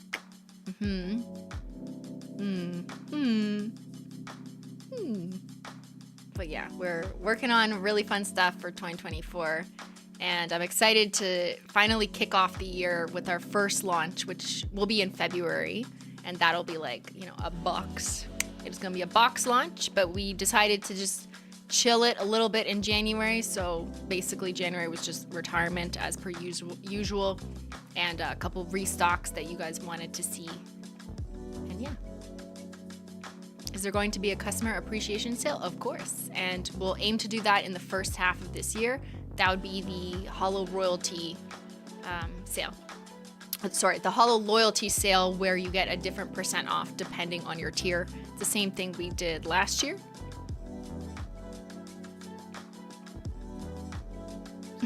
Bingo for 1% off Holo Taco. Is Discord doing a bingo? I'm sure if you join in the Discord, you can do a bingo. I will look briefly through the super chats, but I also feel like there's probably way too many for me to read through. So I will scan. Don't get mad if I skip, because don't get mad. Encryption key is beautiful. Vegetables, justice for yellows. Lemon sucker, too many linears on the bottle. I know, disrespect. Posted your manis? Yes, please post all your manis that celebrate the best and worst of Holo Taco 2023 in the Discord or on my Facebook group, All Things Simply, so I can see. Banana Hacks, that was retired last year. Where have you been, Sam? Sam came into the class a year late. I literally love not pressed. That's just you. Thank you, Sleepy Bean, for the 5 gifted memberships, and anyone else who gifted or became a Menchie Gang member. Menchie Gang, Menchie Gang, Menchie Gang. The bottom seller's color story is beautiful. You and you alone, married.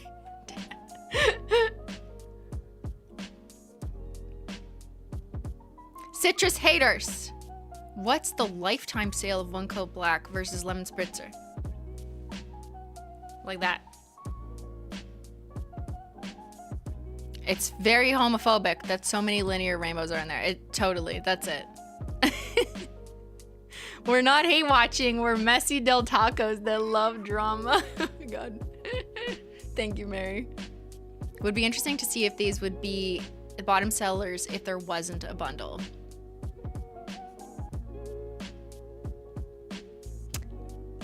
Including them in a bundle might interrupt their ability. Yes, I see what you're saying, but also the ones that don't have the chance to be lifted by a bundle aren't necessarily purchased more individually because people just aren't noticing them. So sometimes you actually need a bundle to make people notice them at all, and then people might pick them up individually. But I understand what you're saying, and I have looked at it both ways. But it doesn't really change the results that much for the bottom. It changes it very drastically for the top 10, but not really for the bottom. The palette is the same. Can you share the sales data? No. I literally have given you way too much that I've been warned many times by market research experts to stop being stupid, and I tell them no. So I already do too much. I'm not gonna give you the sales data. I just gave you the sales data. Girl, learn when to stop. You know what I mean? I already prepared myself for some heartbreak. Rip the band-aid off. Let's go. Remember, there are new similar shades coming out. Fake date is my Roman Empire. I don't know what that means. I love the chromes as a disabled girly. They're so quick and easy to use. Yes, a lot of people need to learn about how easy chromes are used. Shout out to Chameleon Coat for staying in stock for 9 months. Yeah, she's the only one. RIP Frostlight and Aquafoil. I'm confused with the frosted metals. Everyone, including myself, seems to love them, but no one is buying them.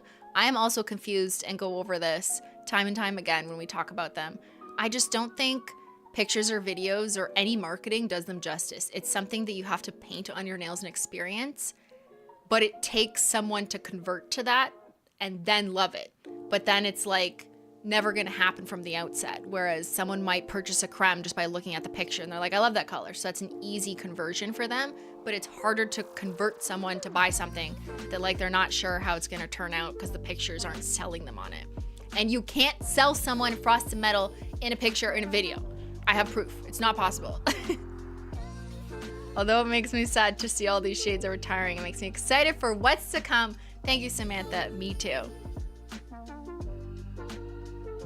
We need a Frosted Metals Rainbow collection. I don't think it will sell well. I got the pastel bundle. Let's go. My first ever order of Queen's Curse. People who love these have these already. Yes, true. My fave is Aquafoil. I'm really gonna miss Full Charge. Fairy Tale, Lemon Spritzer, Queen's Curse. Almost missed out. It's gone now, but yes, thank you. Any plans to add a nail polish tracker to the website or Holo Taco app? We have a nail polish tracker. If you put !tracker in this chat, you'll get my official spreadsheet. You can copy and paste and download it yourself. It's just a Google sheet. Why the 10 disco instead of 5 like every other year? I don't understand your question.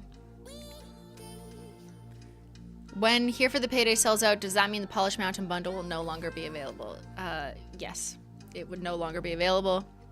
We might redo it, but I don't know. It's not a priority. Not that many people buy like $300 worth of nail polish at one time.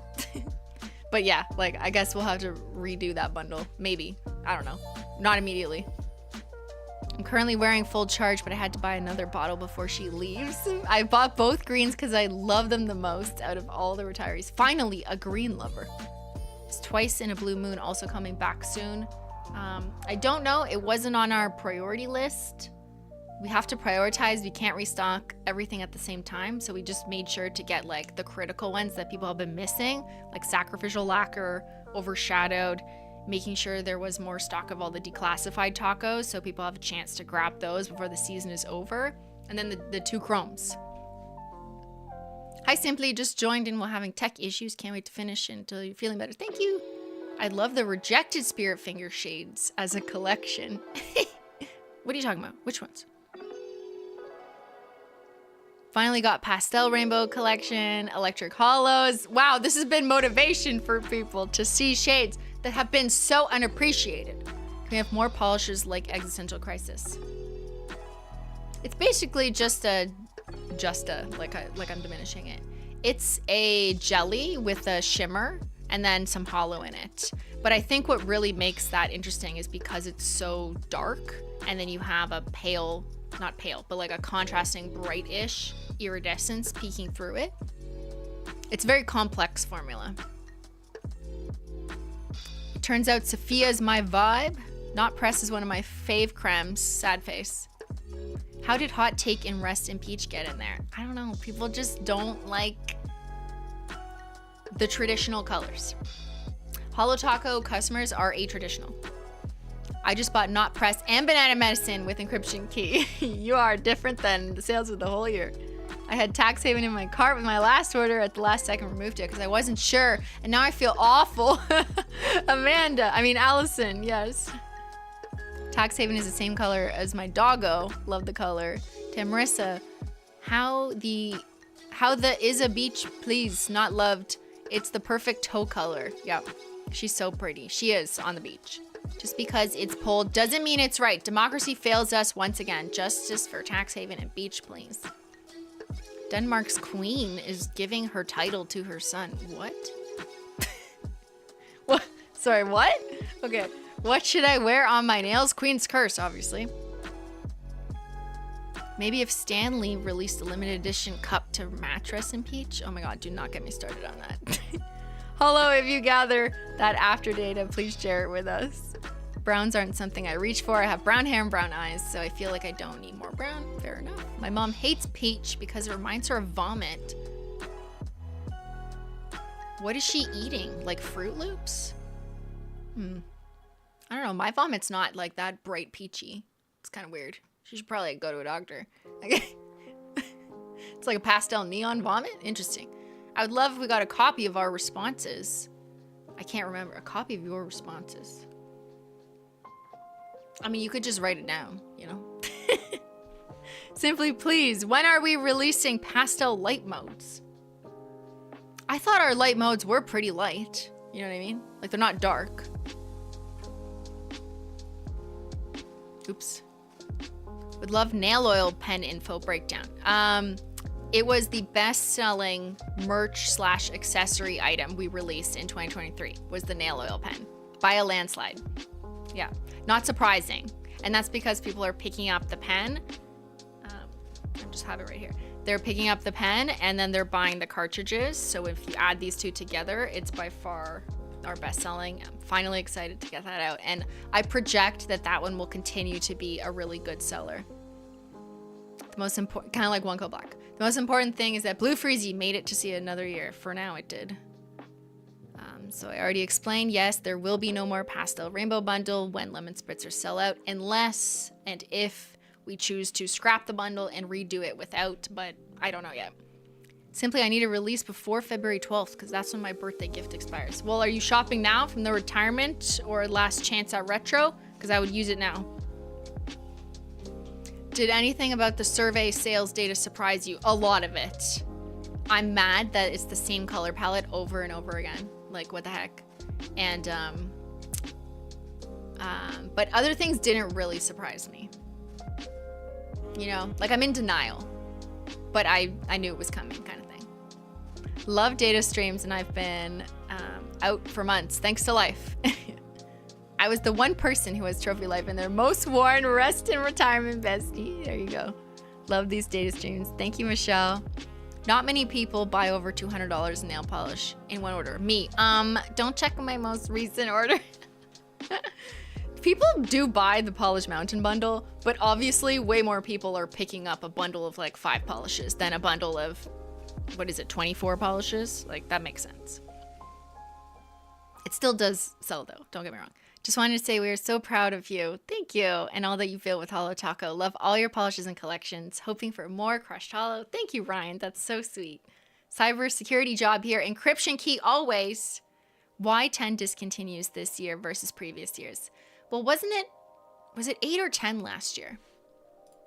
All right. And I'm going to switch it back to regular. Does anyone remember? Maybe it was 8. It was 8. And then this year it was 10. But I need to remind you that every year we've launched between 50 and 65, something like that, nail polishes.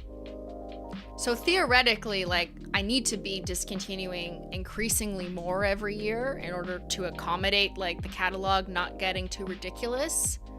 And there was 20 on the chopping block. My original list of retirees was 20 polishes long, which is not that much when you consider the 170 nail polishes that were in circulation in 2023, right? That's not a big proportion, 20 out of 170. Mom, no? Well, you're welcome. I didn't do it. So we can all calm down. Could you spread out the retirements? I considered that, and like that was my original plan, but I don't know. I also, like, guys, I struggle with like wanting to do this kind of stuff for you, give you this information, do transparency, you know, accompany some major business decisions, whatever. It's really regular business decisions. Every company discontinues stuff all the time without announcement. Okay, no one does this. I am stupid, but I want to do this, and I just worried if I did like 2 of these a year, would that just make people more upset? I don't know. I could argue either way, because spacing it out so there's less in one go maybe is a little more bearable, you know? But I don't know. For now, this is the announcement, but we could do one, like a biannual, you know? It would make sense from more of a catalog flow, but then it's like I have to like upset you twice a year, you know what I mean? Which I don't know if that's what you actually want. You think you want it, but then you don't, you know?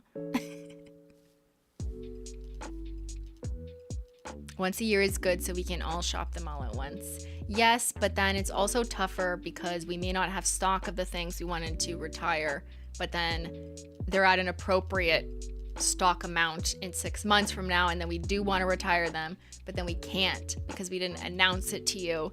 And if we just pull them off the shelf and don't say anything, because that's what just makes sense for that time of year and business decisions, then people will be upset. So we're very limited in doing this to a once a year thing. It's really not smart from an operational perspective.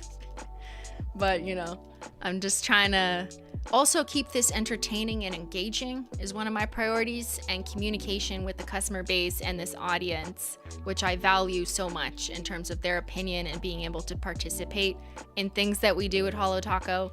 So you can voice what you think, you can hear all the explanations you want, you can watch the recaps of this, the highlights. Shout out to my editors. You can watch the shorts if you don't want to spend 4 hours with me, or you can spend an entire 4 hours and get a lecture. Whatever you want, we got it, you know?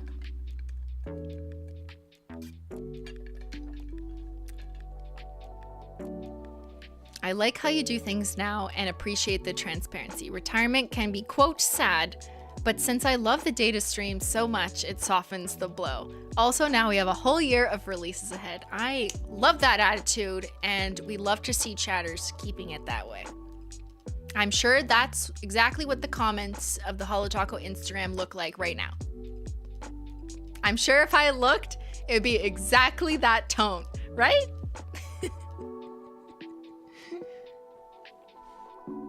All right, I think I'm kind of losing my voice.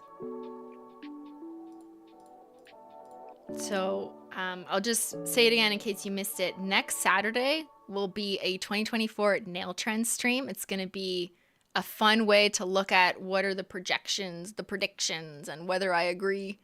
And I'll want to hear from you if you agree, you know? Okay. So it's not a Holo Taco stream. It's just like nail trends, what's going on, what's going to be popular or not, and what do I think about them. And then this Wednesday, I'm going to make a low-key stream, but I'm undecided if I'm going to be swatching, like in my basement, because I actually have work to do. Simply's got to get to work, okay? It's already January. I have work to do. We have a lunch next month. Or if I'm just not up to swatching, and I just want to do it on my own time, then I'll just do like a casual game, which I haven't decided yet. But I will, my plan is to stream. And then on Wednesday, we can do more of a catch-up, Florida update, blah, blah, blah. So I'll see the regulars on Wednesday. A huge shout out again to Shopify for sponsoring this stream. I love when they sponsor things that like make so much sense, because like this data is literally from the store, which is powered by Shopify. It's kind of perfect. So big thank you to them for being an ongoing wonderful sponsor. Big thank you to the mods. The mods have been wonderful in the chat. Big thank you to the Menchie Gang members. And could HT please add the original historical collection? What? Do you mean like the retirement rack? We have a retirement rack, and we will be updating it once the newly retired shades sell out. You'll be able to read about them in the retirement rack eventually.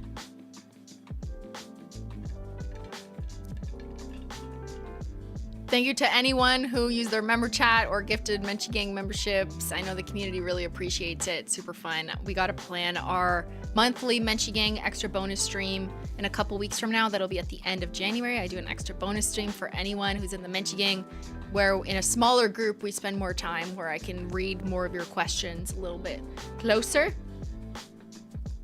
Actually, the last Menchie Gang was who I focus group tested the opinion poll survey on. So Menchie Gang already knew what question I was gonna ask, and we tweaked the questions based on their feedback. I did like a qualitative feedback group, a focus group, and basically used them as my focus group study.